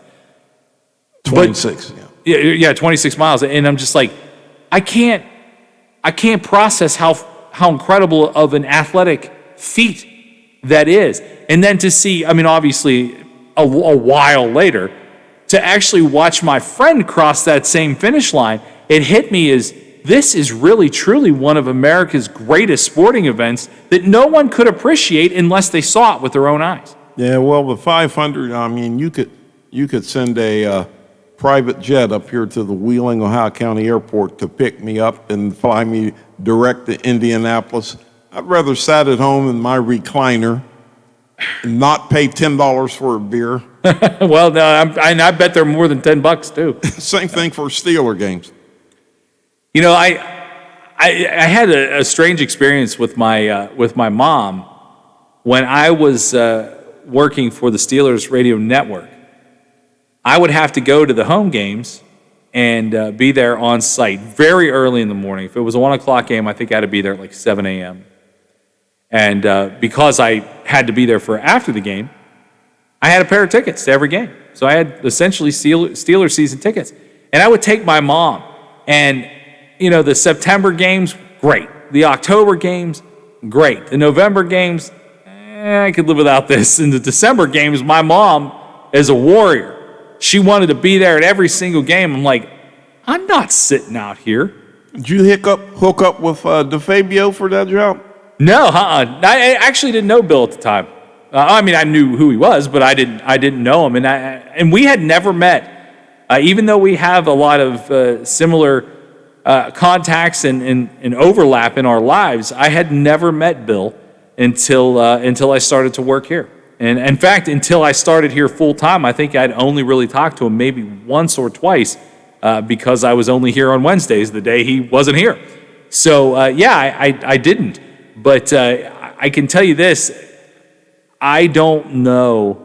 As I'm getting older and I'm getting colder, the sitting outside for Steeler games, it's fun in September, it's fun in October, November. I could take it or leave it. In December, no. But there is nothing like going to a live sporting event, and I think that with the idea of what the Indianapolis 500 means to America, and the fact that 135,000 people will be there after the year plus that it has been, I think that crowd is going to be ruckus. It's not because I don't want to go, or not because I think I'm at this point. I need to build back into. There's still some noise. There's still other people participating. When the Pens score a goal, people cheer, but nobody's on top of you. Nobody's right behind yelling in your ear. For me, the thing I can't stand about going to a game is when someone, the tickets behind my season tickets for the Pens are, it's owned by a company, so they give their tickets away. There's always different people. The guys in front of me, the guys next to me, always the same people. The people behind me, and sometimes they give these tickets away as a perk or whatever to people that know nothing about hockey. And so you have somebody back there going, "Is that Sidney Crosby? Is that how you say that?" And I'm just like, just leave. Why are you at the Penguin game if you don't know? And so for me, going to the last couple of games that I've gone to with this limited capacity seating, I gotta tell you, I don't mind it. Those people aren't there. Are you familiar with the name Austin Carr? Austin Carr. Yeah. Why is that familiar? Well, I've actually been to one NBA game. That's when Cleveland had the first pick and they drafted Austin Carr. Fantastic All-American out of Notre Dame. Okay, he was a heck of a shooter. Is that the last time you went to a live sporting event? Yeah, that's mid-'70s. Wow! Wait, I want to take you to a sporting event. I'm telling you. Thanks. Does anybody else like? I like watching sports on TV. Now, I mean, and Mr. Wright, who the Wright family that took home the TV from our NCAA tournament contest, will tell you, we can watch TV so sharply and so pristine and so big at our homes now that I think a lot of people are going to take that approach post-pandemic. I mean, if you have a 65, 70-inch television, which a lot of people do, you're looking at that thing going, why would I ever pay $10 for a beer when I can see it crystal clear right here in my living room? And I think we're going to see some of that. I think when things fully open up, you're going to see people going for the first time because now tickets are available to things that they were never available to before. I think we'll still see the same number of tickets sold. I don't think you'll ever get to the point where you're at a Steeler game and you go, wow, there's 20,000 empty seats. I don't think you'll ever see that. What I think is you're going to find people who never had that opportunity now wanting to pursue it because there's more opportunities to do so than ever before. You can go to a Pirate game any day. Essentially, there's no game you can't walk up and buy tickets to a Pirate game, even with limited capacity. And that's not just a shot at the Pirates. It's just the truth. I don't know. Would you go to the Indy 500? I don't think I'd go. Not yet. 135,000 people. We're going to go ahead and take a break. We'll come back for the last hour of the show. We'll take your calls. We'll do some new topics as well. This is The Watchdog.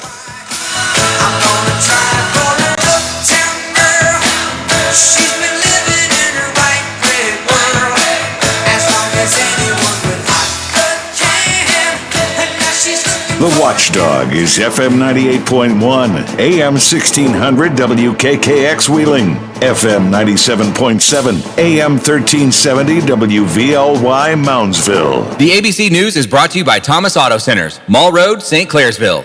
Get the best deal at Thomas Auto. From ABC News, I'm Michelle Franzen. The push to vaccinate, along with stimulus checks and reopenings, leading to fewer jobless claims last week. ABC's Aaron Katursky with details. For the second straight week, the number of first-time jobless claims declined to a new pandemic low of 547,000. That's still historically high, as is the number of people receiving some form of unemployment benefit, more than 17 million. Layoffs appear to be subsiding, though, and economists have hope April will be a strong month of job growth as a reopening economy unleashes pent-up demand. The pandemic also driving other issues like truck driver shortages, and that's leading to a rise in prices on basic goods like diapers, toilet paper, and other staples. Toby Stanger is a senior editor at Consumer Reports and offers some tips. There are store brand goods that are often as good quality or better, and they're going to cost less. So don't go hoarding because you're concerned you're not going to be able to find a product. President Biden at the White House opening a 2-day virtual climate summit with 40 world leaders. He announced a U.S. goal to cut 2005 level emissions by 50% by the year 2030. Special presidential envoy for climate, John Kerry, at a briefing today, says it's a start. Today we built a huge foundational building block in the effort to get there. So the importance of today, in my judgment, is this: the world came together. The Senate passing an anti-hate bill today. With rare, resounding bipartisan support, the Senate passed an anti-Asian hate crimes bill. The legislation directs the Justice Department to expedite the review of hate crimes and provide support for law enforcement agencies to respond. The bill gained momentum in Congress after 6 Asian women were killed in shootings in Atlanta. It now goes back to the House for final passage. 94 senators voted in favor of the measure. Missouri Republican Senator Josh Hawley was the only one to oppose it. Elizabeth Schulze, ABC News, Washington. You're listening to ABC News. Hello, neighbor. Pat Boone here. You know, they say every dark cloud has a silver lining, right? Well, today I'm going to prove it. Rising political and economic uncertainty is increasing market volatility. So, to help protect listeners, Swiss America has a very special offer. Historic silver Walking Liberty half dollars at the amazingly low price of just $11.95 each delivered. That's right, $11.95 each delivered, while supplies last. Available now by calling 800-630-1492. Why don't you write that down, 800-630-1492. Put a silver lining in your portfolio now. Call 800-630-1492. 800-630-1492. Walking Liberty half dollars at the amazingly low price of just $11.95. Call 800-630-1492. It's a race against time to find a missing Indonesian submarine in the Bali Sea. 53 people on board. The crew only has enough oxygen to last them until tomorrow afternoon. Here's ABC's Ian He Pannell. went missing Wednesday during a torpedo drill in the Bali Strait. Now that connects the Indian Ocean and the Bali Sea. 3 submarines, 5 airplanes and more than 20 warships are now searching for the Indonesian Navy sub, which disappeared after requesting permission to dive. Several countries, including the U.S., have offered to help in that search.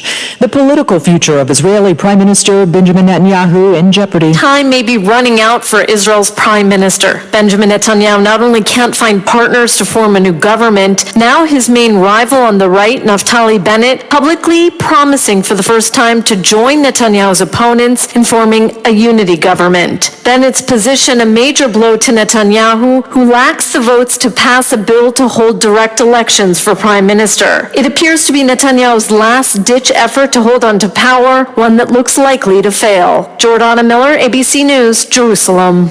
The Tokyo Olympics torch relay recording its first positive COVID-19 case. A policeman testing positive for coronavirus after his assignment last week at the relay. This comes as Japan prepares to declare a third state of emergency around Osaka in Tokyo. It's the first positive test connected to the relay. This is ABC News. Mr. Clean, Mr. Clean, Mr. Clean.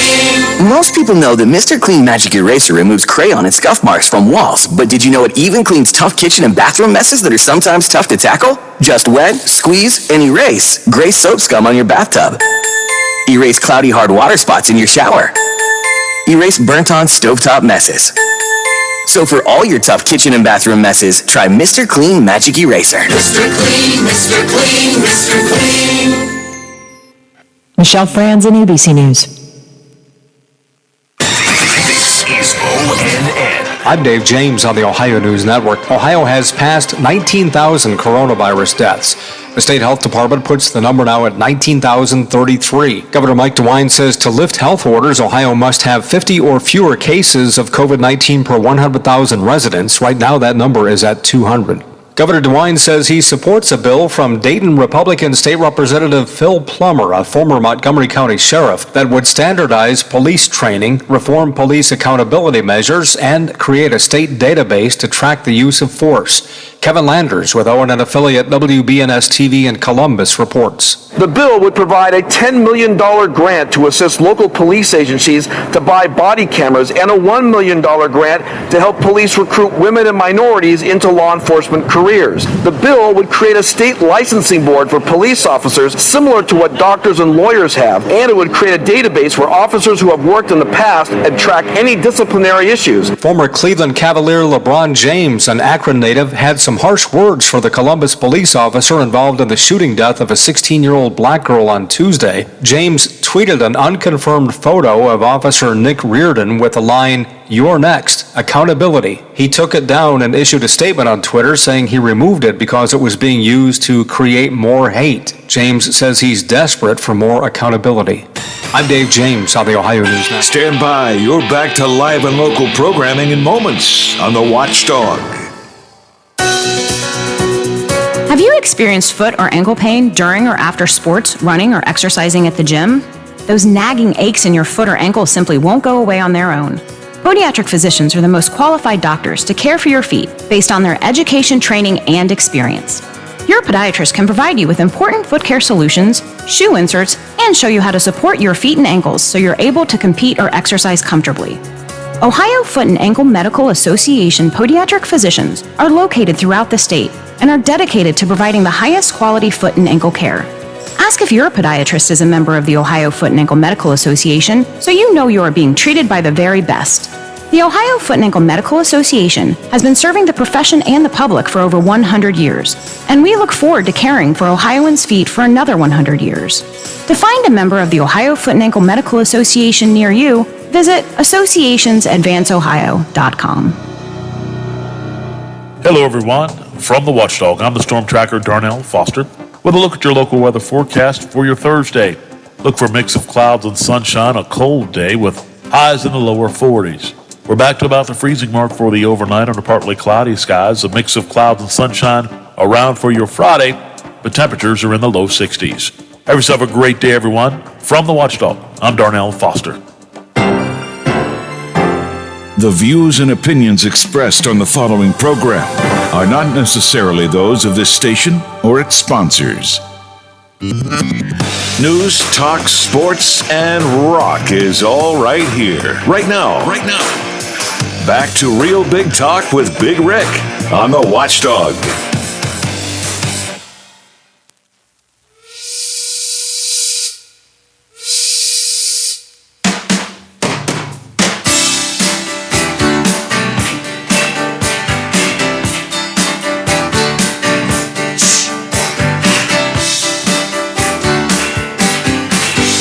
Well, we're living here in Allentown, and they're closing all the factories down.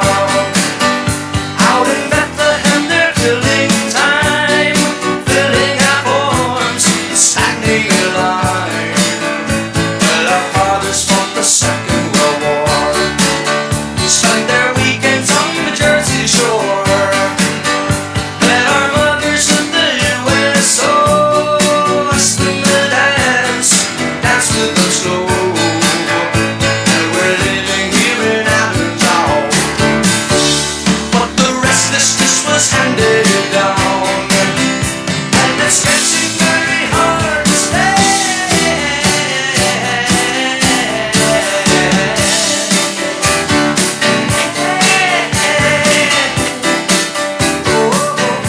Welcome back. I'm Rick. Wade is here today in place of Lola, and we're taking your phone calls. 304-214-1600. 304-214-1600. I saw this morning, and it reminded me that nobody's paying attention to this anymore. Jeffrey Epstein, who did not hang himself, I mean, he was hanged, but not by himself, I'm sure. The new owner of his big property there in West Palm Beach knocked down his house and is rebuilding. Could you imagine having the money to knock down a mansion to build a bigger mansion in its place? I can't even fathom that. Although I would have to say, moving into Jeffrey Epstein's old house would probably be too creepy for the average person as well. But it did get me thinking, we haven't heard a damn thing about this. Nothing. Jeffrey Epstein gets arrested, dies in prison mysteriously. No cameras, nobody knows what happened. The cameras were accidentally out on the highest profile inmate that you had. Come on. And then they picked up his girlfriend. She's in prison and has not been heard of since. But the judge in New Jersey that was hearing that case, someone rolled up on her family and shot her son and husband.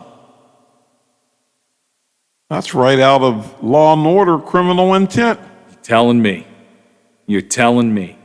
And yet we still have zero answers. Zero. I think Prince Andrew could shed some light on that. All right. And that was a good call. That was an interesting take on Prince Philip's funeral about, Prince Andrew. This is a thing that nobody wants to address. Nobody. Red, blue, donkey, elephant, nobody. British, American, nobody wants to address it. And you know what stinks? There is nothing we can do about that.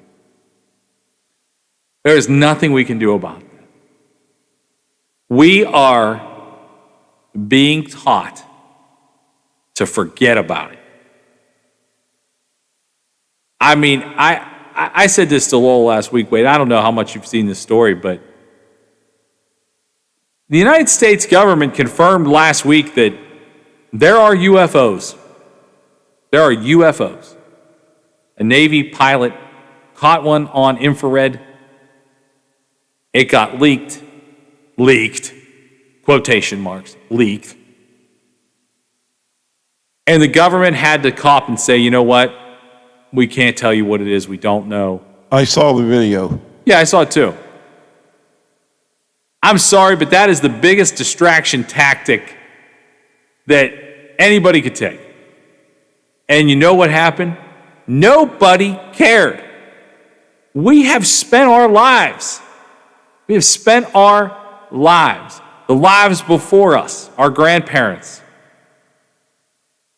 looking up at the sky and wondering, is it possible? Are we alone in the universe? And now our government has quantified the answer with, no, we are not alone, and nobody on this planet cares.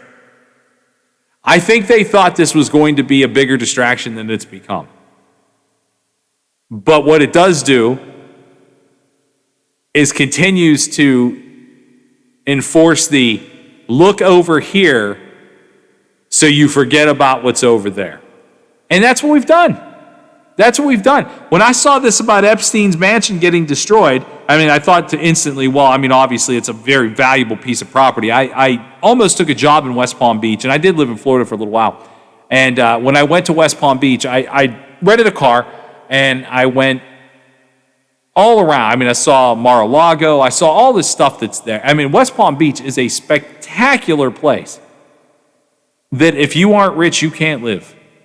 And if you aren't rich and live near it, you live poorly. If you're not rich and you live in West Palm Beach, you work for the rich people and you live poorly. It was definitely not something that, as much as I thought it was a beautiful place, it was also a place that I thought, you are never going to fit.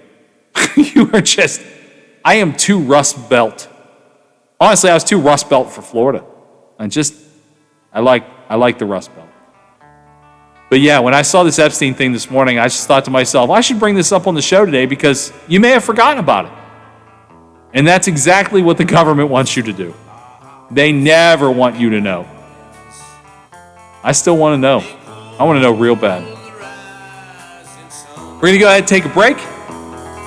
More calls, more topics coming up next on The Watchdog.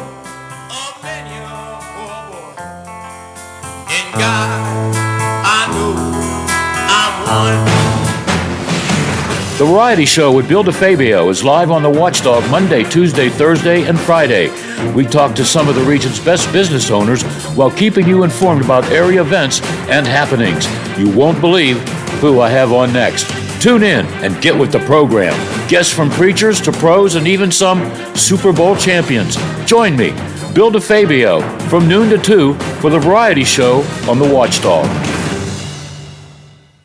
Now, during the Jim Robinson Ford Lincoln Toyota Pre-Owned Super Sale, select from over 80 vehicles in stock starting under $5,000. Most are local trades, many with one owner. Hurry to Jim Robinson at the Highlands, home of lifetime powertrain protection. Now, during the Jim Robinson Ford Lincoln Toyota Pre-Owned Super Sale, select from over 80 vehicles in stock starting under $5,000. Most are local trades, many with one owner. Hurry to Jim. See the Wheeling Nailers in person, Sunday, April 25th, as they go against the Fort Wayne Comets. Puck drops 4:10. Enjoy great family fun and entertainment with the Nailers, proud affiliates of the Pittsburgh Penguins, and watch players who may become future NHL stars. Experience the 29th season of pro hockey in Wheeling. Get tickets now for the Nailers game, Sunday, April 25th at Westbanco Arena. Call 304-234-GOAL or visit WheelingNailers.com. This is Nail City. Save today on your next project with 11% off everything. Now at Menards. Fill and seal cracks in your sidewalks and driveways with a Kona commercial-grade concrete repair. It's durable, remains flexible, and is ready to use immediately. Get a 10-ounce tube for just $198 after 11% rebate. Save with 11% off everything. Now at Menards. Good through Saturday, April 24th. Savings are mail-in rebate. Some exclusions apply. See store for details. Save big money at Menards. Over the years, you've brought opioids into your home. They helped when you were in pain, and you held on to them just in case. But holding on to opioids puts your family at risk. Learn more at www.fda.gov/drug disposal. Does this current crisis leave you wondering how to pay your bills? Well, a lot of people are struggling right now. I'm attorney Tom McIntyre. Call me today to schedule your telephone or video conference meeting, and I will send you a copy of my new book about bankruptcy, When Bad Things Happen to Good People. Call 877-456-4155. Together, we will figure out what to do now and what to do when this is over. We will get through this together. Give us a call and tell us what you're thinking. Locally, 304-214-1600. Out of the area, toll free, 866-514-1600 or 304-232-TALK.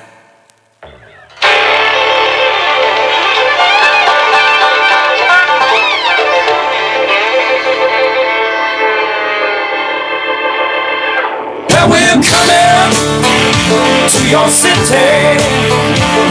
Gonna play our guitars and sing you a country song. We'll all be flying higher than a jetliner. And if you want a little bang in your yin yang, come along. Well, we flew through Cincinnati and we all got really happy. Grabbed a bowl of that Skyline chili along the way. Then we rolled on into Canton, scared the hell out of Marilyn Manson, and the party started happening. Hey, hey, hey. And in the middle of a Charleston night, we ran into Jessica White, and a little moonshine got us right plums like insane. And we're coming to your city. Gonna play our guitars and sing you. I'll be honest, I've heard that song 100 times or more. And I don't know that I ever knew the words to it, and I didn't realize the line in there about West Virginia. They were going to Charleston and ran into Jessica White. Do you know the story of the dancing hillbilly, Jessica White? Do not. Oh, it's it's worth a look. For those that don't, I won't go too far into it because that's not what I was going to talk about here. But I never realized that was a line in the song. If you've never seen the Wild, Wonderful Whites of West Virginia, you can look that. Just Google search it, and it's a movie based on the life of Jessica White. He also is the subject of a song by the Kentucky Henhunters called Jessico. It is a unique look at rural West Virginia, and I will just leave it at that. But I had no idea that song referenced that, and I didn't realize either that they referenced Canton, Ohio, and the fact that Marilyn Manson, whose real name is Brian Warner, is from there. So yeah, good call, Wade. That one added to the show for sure. You asked me a question earlier, Wade, and I wanted to make sure that we got to this topic today. You actually said, do you think there will be an Olympics? It is. I don't know. I just heard on the news that one of the security guards at the Olympics has come down. Yeah, he's come down with COVID-19. Yeah, that is part of what the situation is. That one of the people that accompanies the torch has COVID, and they're not doing it the way they always do with the torch, because the torch is kind of a fun thing.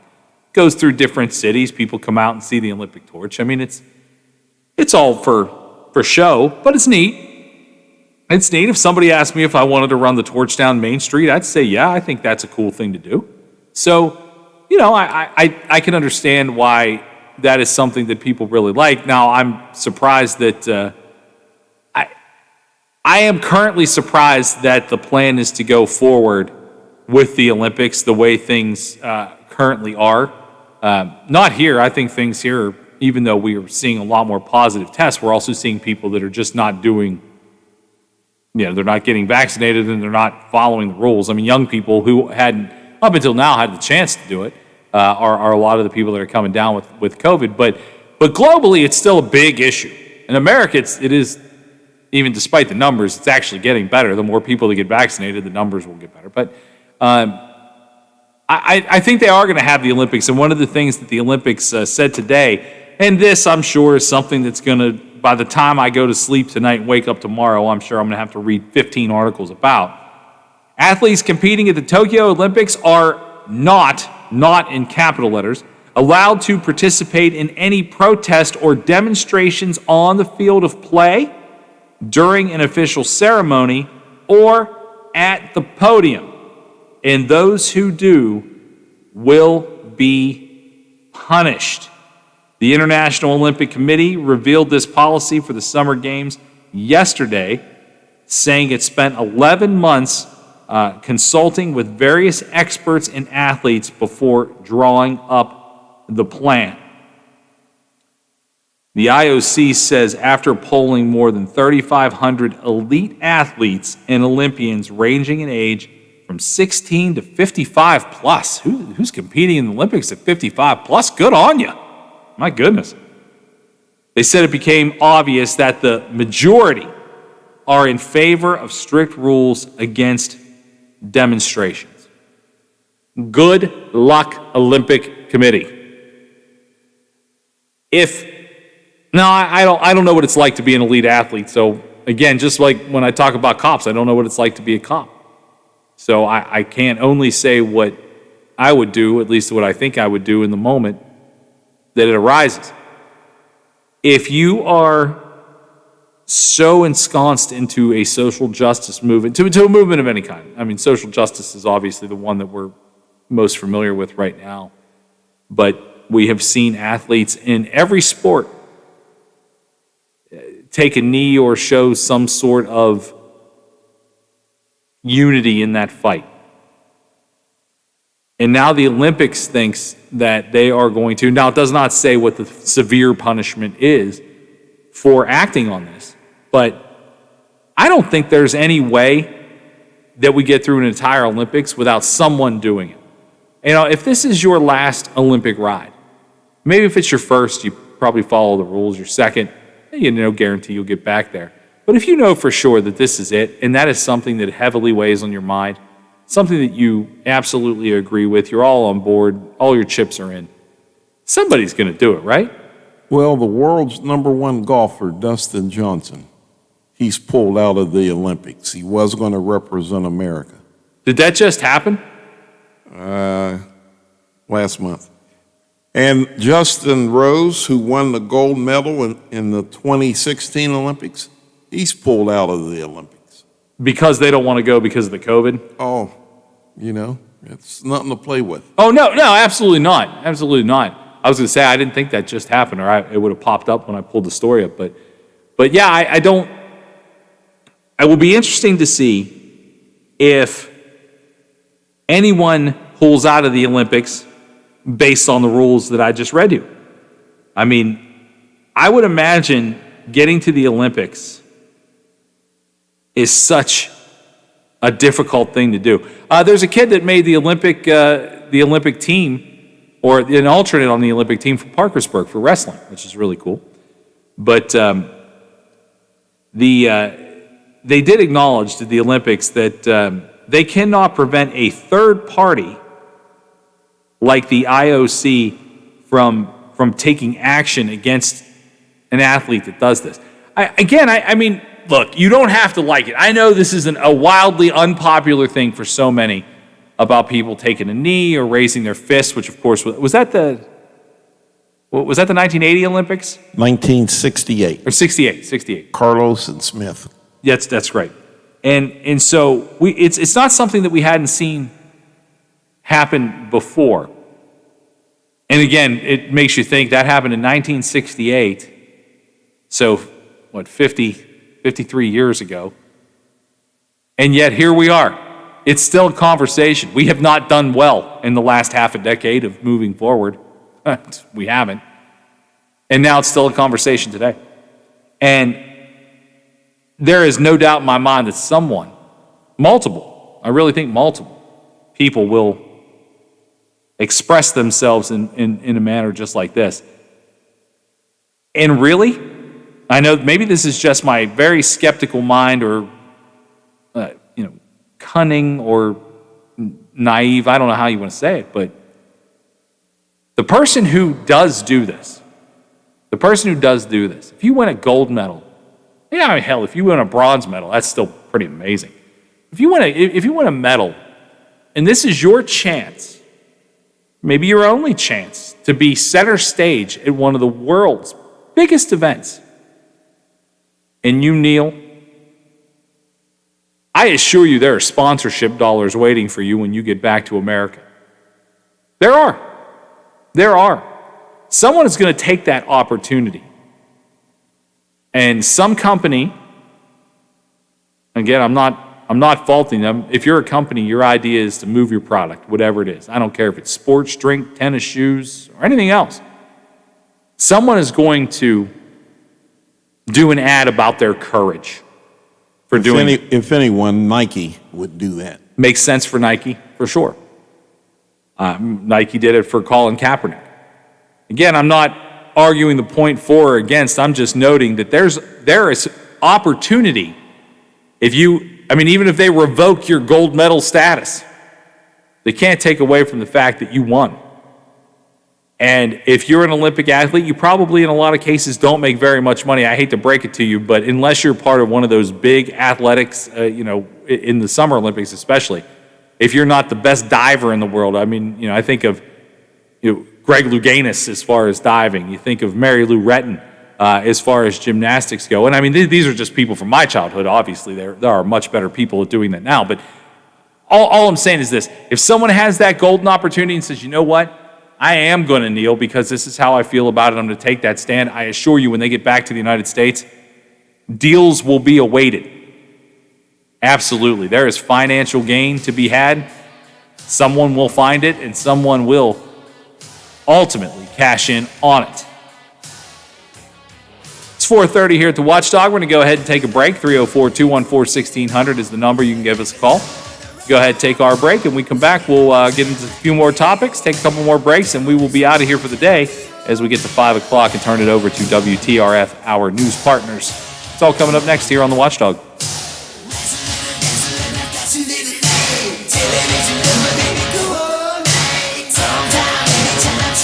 The Metro News Update is brought to you by Thomas Auto Centers, Mall Road, St. Clairsville.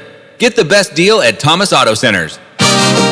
West Virginia Metro News, I'm Chris Lawrence. DHHR reporting 400 new COVID cases in West Virginia today, along with 8 more fatalities, and the active cases are now 7,324. The DHHR reporting 1,675 were vaccinated across the state Wednesday, but that's still way below previous levels, and there have been just more than 529,000 who have been totally vaccinated. Jim Hoyer heads the Interagency Task Force on Vaccinations. We're still not there.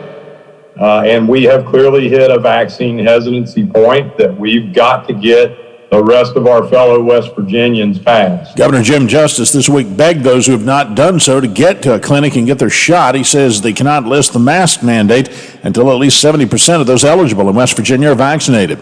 A Charleston man charged in the murder of a Charleston police officer will stand trial in August. Joshua Phillips appeared for arraignment via video today in Kanawha County Circuit Court, indicted for the murder and other charges related to the death of Officer Cassie Johnson back in December.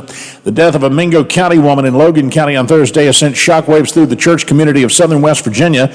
Priscilla Klein Smith was struck and killed by a vehicle while helping direct a truck near her Paradise Island food bank. Pastor Clifford Rawls runs the Storehouse Food Pantry in Mingo County and says her faith was something special. She served the Lord. She got saved when she was 8 years old, and Priscilla has been 110% for the Lord ever since. You're listening to Metro News, the voice of West Virginia.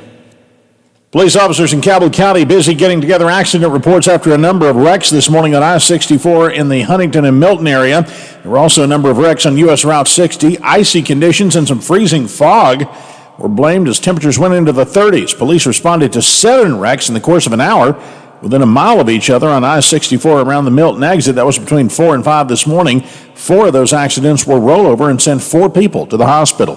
From the Metro News Anchor Desk, I'm Chris Lawrence. AutomotiveMap.com presents the Sports Flash, powered by The Score on The Watchdog. I'm John Thayer.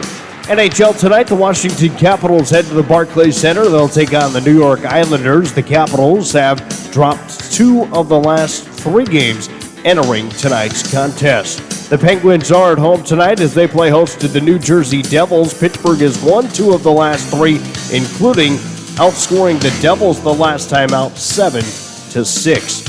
Major League Baseball action today. The Pittsburgh Pirates are on the road in Detroit to play the Tigers. Mitch Keller will get the start for the Pirates, who are 8-10. The Reds are at home to host the Arizona Diamondbacks. Jeff Hoffman gets the start for Cincinnati. The Reds are 9-8 on this season. Tonight, it's the volleyball Final Four. Download the Score app today. Lightning fast sports alerts so you never miss a thing. I'm John Thayer with the Sports Flash, powered by The Score on The Watchdog. This week at Macy's, save on the comfiest lineup.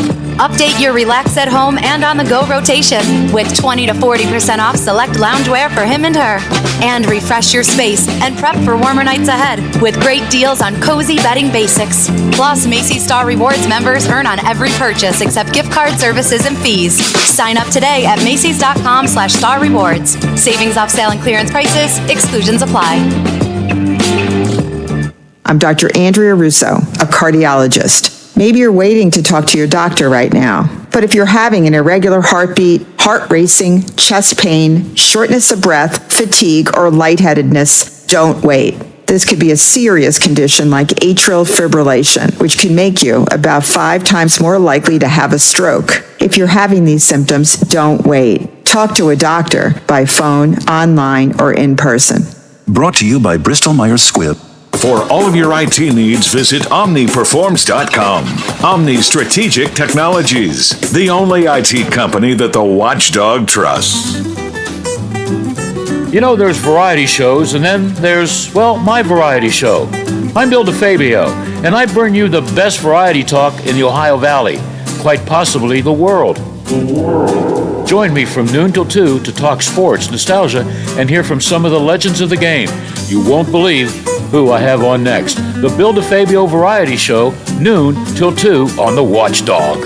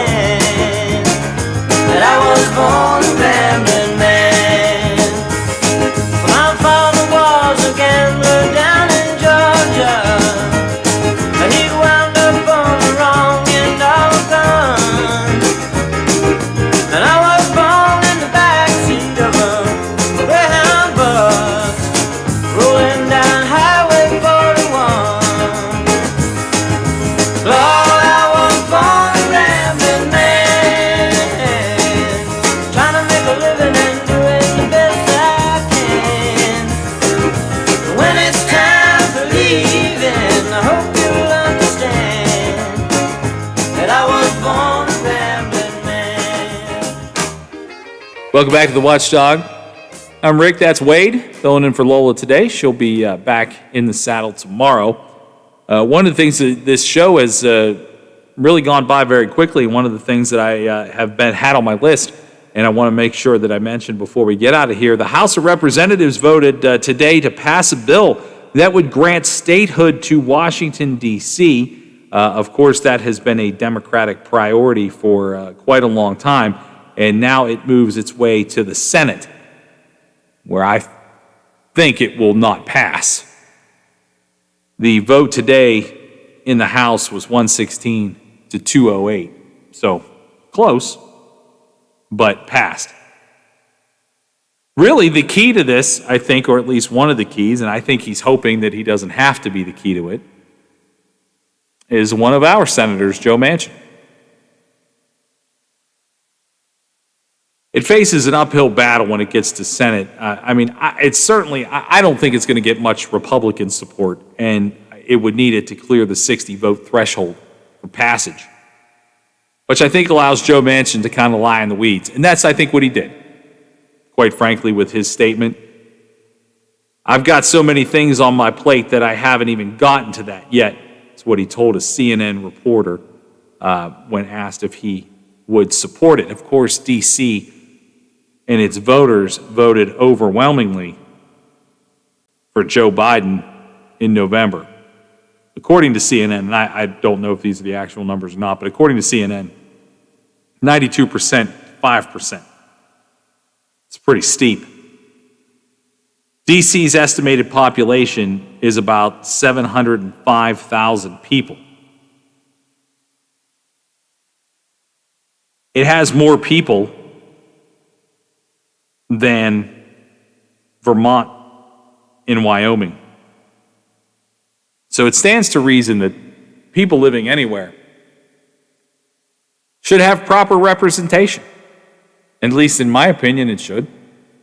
A lot of the things that I'm seeing about the idea of DC becoming a state is that it would not be constitutional.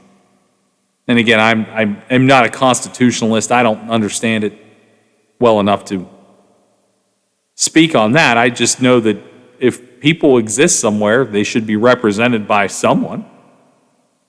But I also don't like the idea of the DC area having even more power over everything than it already has. I don't know. I don't know how I feel about it.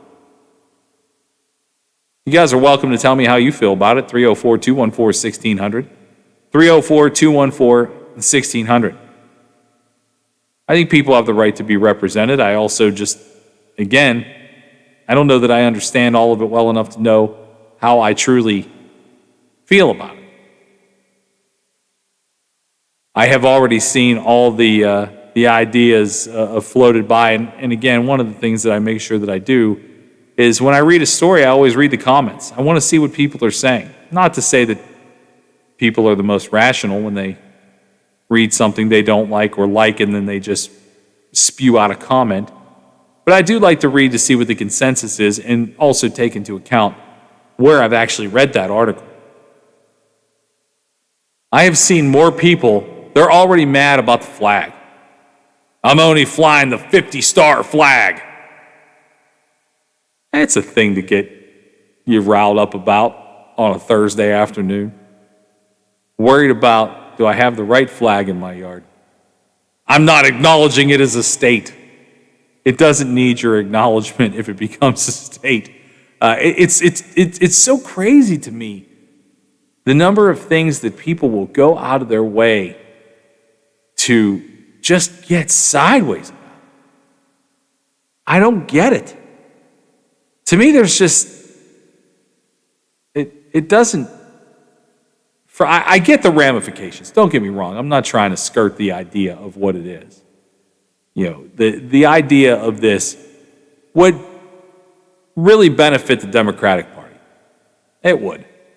I mean, I'm not naive about that. I get it. I also think that part of the idea of being an American citizen and you're having your opportunity to elect people is part of the process.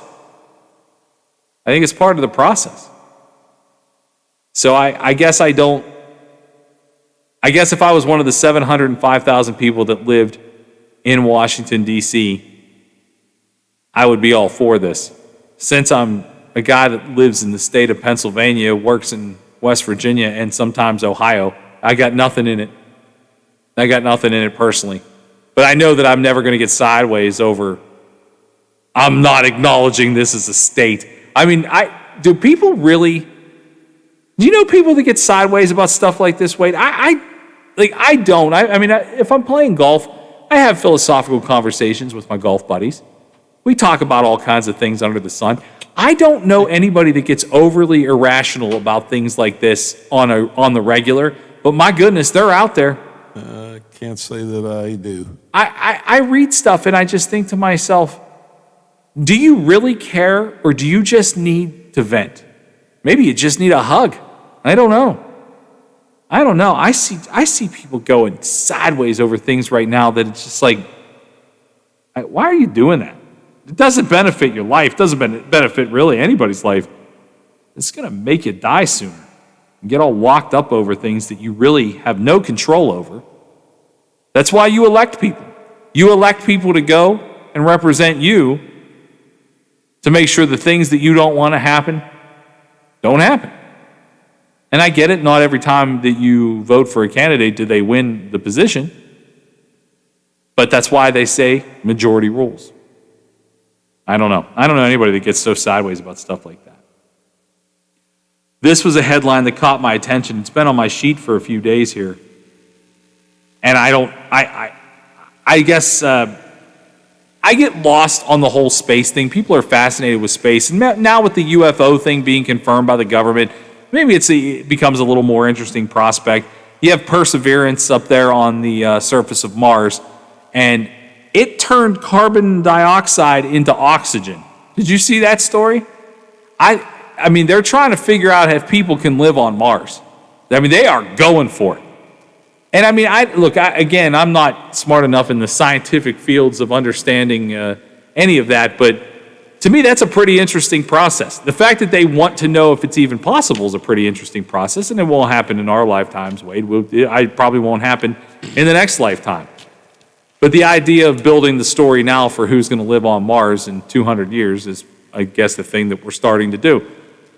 Space gets lost on me. I'm way more fascinated with the sea than I am. We know like 5% about the sea that's actually out there to learn. And I think that to me is much more fascinating because it's here. You know, we can actively dive and we still don't know that much about it. For me, the space stuff is just like, let somebody else handle that. There's obviously aliens out there. Let them handle it.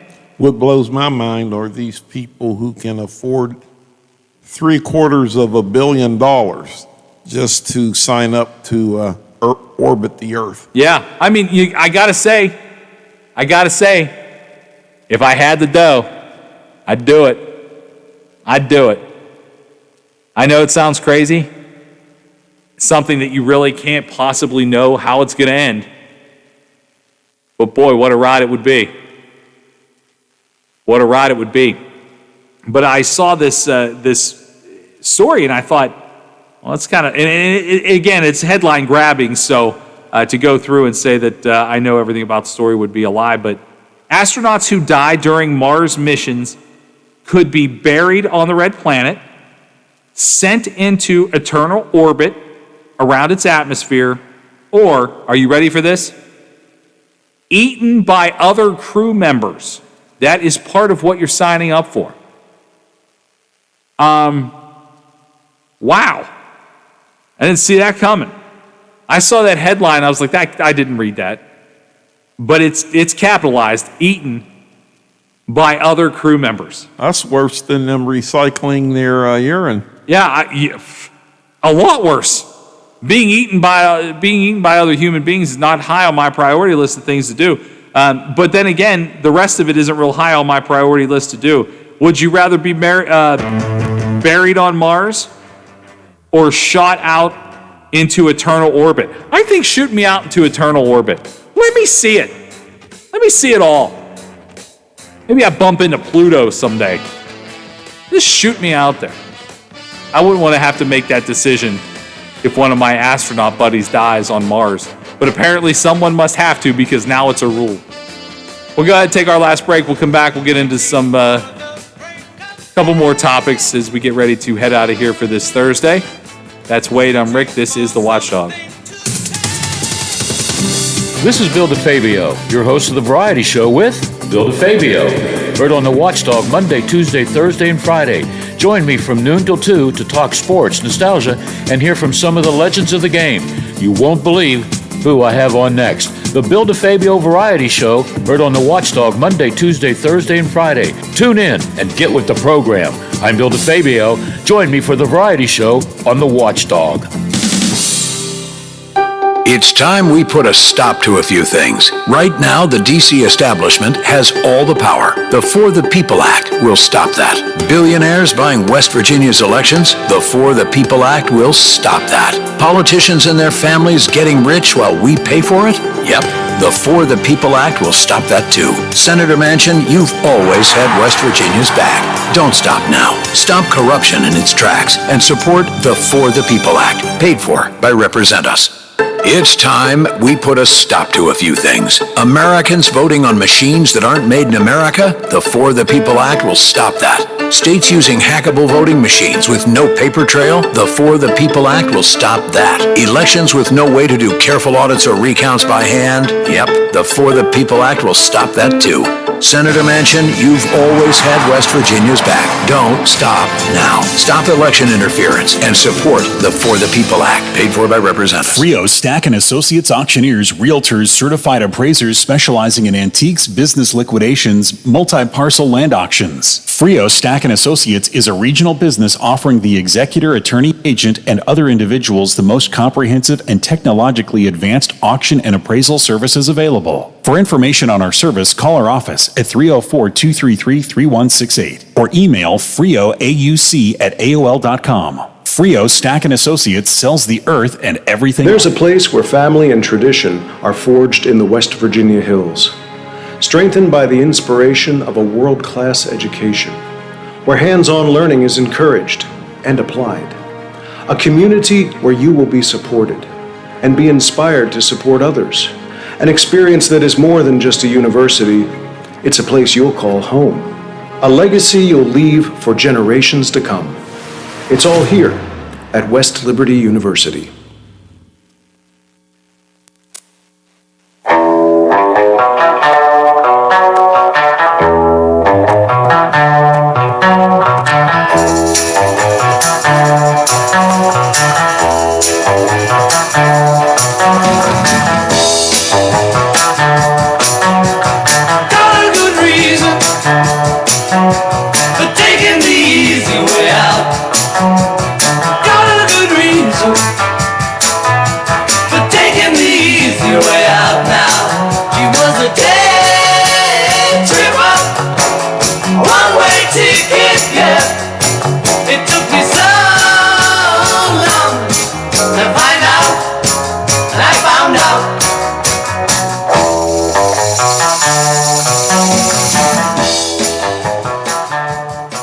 Welcome back to the Watchdog 450 on Thursday. Getting ready to check out for the day. Thanks, Wade, for filling in today. It's been a pleasure to do the show with you, as always. We want to thank everybody that participated as well, all our callers, and our buddy Ron Scott for coming up from the YWCA today to talk to us about some of the heavier issues that are happening in the world. It's always good to have multiple perspectives on things, and I do appreciate that. Let's kind of run through the list of things we didn't get to today. Unemployment claims fall to a new low during the pandemic era. That obviously is a good thing, although something that, Wade, I don't know if you see this in your travels through the valley and beyond, but there is help wanted signs everywhere. I think this number could be exponentially lower. It's just people, it's a good life for some living on the enhanced unemployment. It is. And the counter argument to that is, and again, I try to share both sides of every story.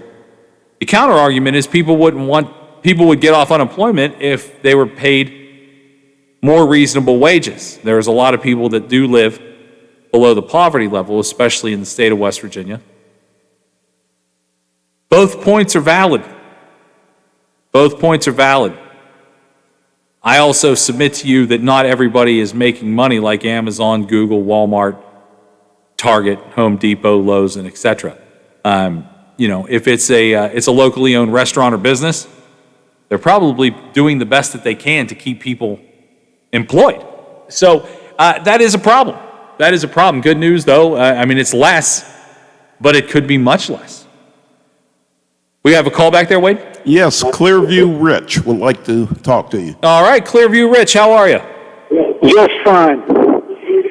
On the lighter side, I want to get back to this UFO conversations. Oh, sure, go ahead. I saw 2 in my lifetime. Now I'm going on 83. Really? Locally, or? Here we are, yes. Back before Cabela's was built. This is the rise of the hill. I was working for RCA, and I was coming from Morgantown back to Wheeling. And I was coming up over the hill, and I was watching 2 Air Force jets flying toward the west. And I thought it was so beautiful because you could see the contrails, it's heading into the sun. The vapor trails coming out from these 2 planes. And right next to it was this large metallic object flying along with them, but it wasn't leaving any trail. And I watched it as this, boy, that's unusual. What is that silver thing there? And all of a sudden it split into 2 and took off to the west like a bat of an eye and left those 2 jets standing there. Really? Yeah, I saw that happen. And there wasn't, a couple miles in front of me because these jets were just right overhead. And this metallic object split into 2 metallic objects and headed west like you wouldn't believe. That is unbelievable. And the other one was around the 4th of July. I was out in Mill Creek with my brother. We just shot some fireworks off and did a couple of lounge chairs, and we were laying in the backyard looking at the stars. And I told him, I said, look at that real bright one up there. I said, that can't be a planet or something. We were watching it for a while. Now, most things orbit clockwise. And this thing was just sitting up there, and then all of a sudden it just took off to the east. In a matter of seconds, it was out of sight. I said, did you see that? I told him, that was a UFO. When you tell people these stories, or have told people these stories over the years, what reaction do you get from other people? Well, most of the people I talk to are, they know me. I'm not making up stuff, and they say, gee, it's an interesting. But these things have been flying around for thousands of years. Way back in the writings of India, in their origins, they talk about battles of metallic things fighting each other in the skies and things that took place way back thousands of years ago. And they witnessed those things. And I know a firm believer that this planet has been occupied by intelligent beings with more technology than we ever had thousands of years ago. It's all. This is an incredibly fascinating subject. And I don't want to run out of time before I ask you this question, Rich, because I think this is the one that I think most people would ask you if they could. When the government confirmed the other day that what this Navy pilot saw was in fact, they used a different term, but essentially an unidentified flying object, did that give you any sense of peace to know that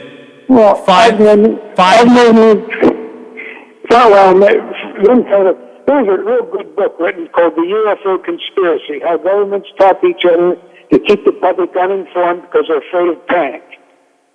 Like when they did the War of the Worlds thing way back years ago. Sure. And people were jumping out of windows and everything else. But nowadays, we're technologically more advanced. We went for an ocean buggy in 1900. That's when my dad was born. From 1900, and in 70 years, we had a man on the moon. Okay? Right? Yeah, oh yeah. No, I'm fascinated. I'm just listening. In 70 years, we went from buggy to putting a man on the moon. Now, civilizations that are ahead of us by thousands of years, you imagine the technology they have, the the universe is quite old, 13, 14 billion years old. And the planets that are furthest away from us are older than us, so their technology is thousands of years ahead of ours. So they've developed the means of flight that we don't even think about. I agree. Our minds are very small and closed compared to the things that happen around us. And I mean, that's just things that we know happen on our planet right now. I can't imagine. The thing is, I'm just not an outer worldly person, I guess, and that's actually a reflection on me. Being, I don't want to say closed-minded because I'm not a closed-minded person, but just I don't think of things on the scale that obviously it sounds like you've experienced and studied on your end, but certainly your experience had to be incredibly fascinating. And I would imagine with this news of the government, and again, I'm not one of those people that does everything the government wants or thinks that we should do, but I would imagine that would be a kind of a, okay, it finally makes sense to other people now too. I'll tell you one thing. Back when Christopher Columbus was sailing, he saw them because he wrote it in his log about round, white, Gabriel, it'd be a spacecraft coming up out of the water and taking off. He saw those things, and he's created too, and he wrote that in his log of the lights that came from the water and took off into the sky. These things have been around for centuries, and even biblical times. In the book of Ezekiel, Ezekiel saw a wheel turning way in the middle of the air, the wheel within a wheel turning. He was describing something he didn't know, but it had to be UFO. It is. It's a pretty fascinating story. Rich, we're running out of time, man. Thank you so much for your contribution. I'd like to talk to you personally sometime. I give you a lot of insight on this stuff. Yeah, well, I mean, the show's on every day from 2 to 5. You're welcome to call anytime. We can talk about it. Okay. All right. Take care of yourself. I don't know about you, Wade, but I don't think I'd handle it well. Like, I think the reason that I've never seen a UFO is because it would probably be the experience would probably be wasted on me. I'd be like, I don't know what it was, and just keep moving through life. Like, unless it flew right past my face, I probably wouldn't even notice. And that's not a good thing, I mean, sometimes you just probably stop and smell the roses, I guess. As we get ready to wrap up the show today, the Tiger King. Did you watch Tiger King? Where a year after we learned all about the Tiger King, it's being reported when Joe Exotic gets out of jail, he and Carol Baskin may do a project together. So, boy, that 13 months since Tiger King came out, things have certainly changed. The pandemic and Tiger King were like the two things. It's like, okay, you got to stay in your house, watch this crazy guy in his tiger castle. And then we all hated Carol Baskin. It went away in the last 6 months, but apparently Netflix is trying to fire it back up. I'm not familiar with any of The Tiger King? Yeah. Oh, Wade, you don't know how lucky you are to not be familiar with the Tiger King. You're a very lucky person. I assume we're right up against the clock, so we're going to go ahead and get out of here. For Wade, I'm Rick. You guys have a fantastic rest of your evening. We'll talk to you tomorrow on The Watchdog.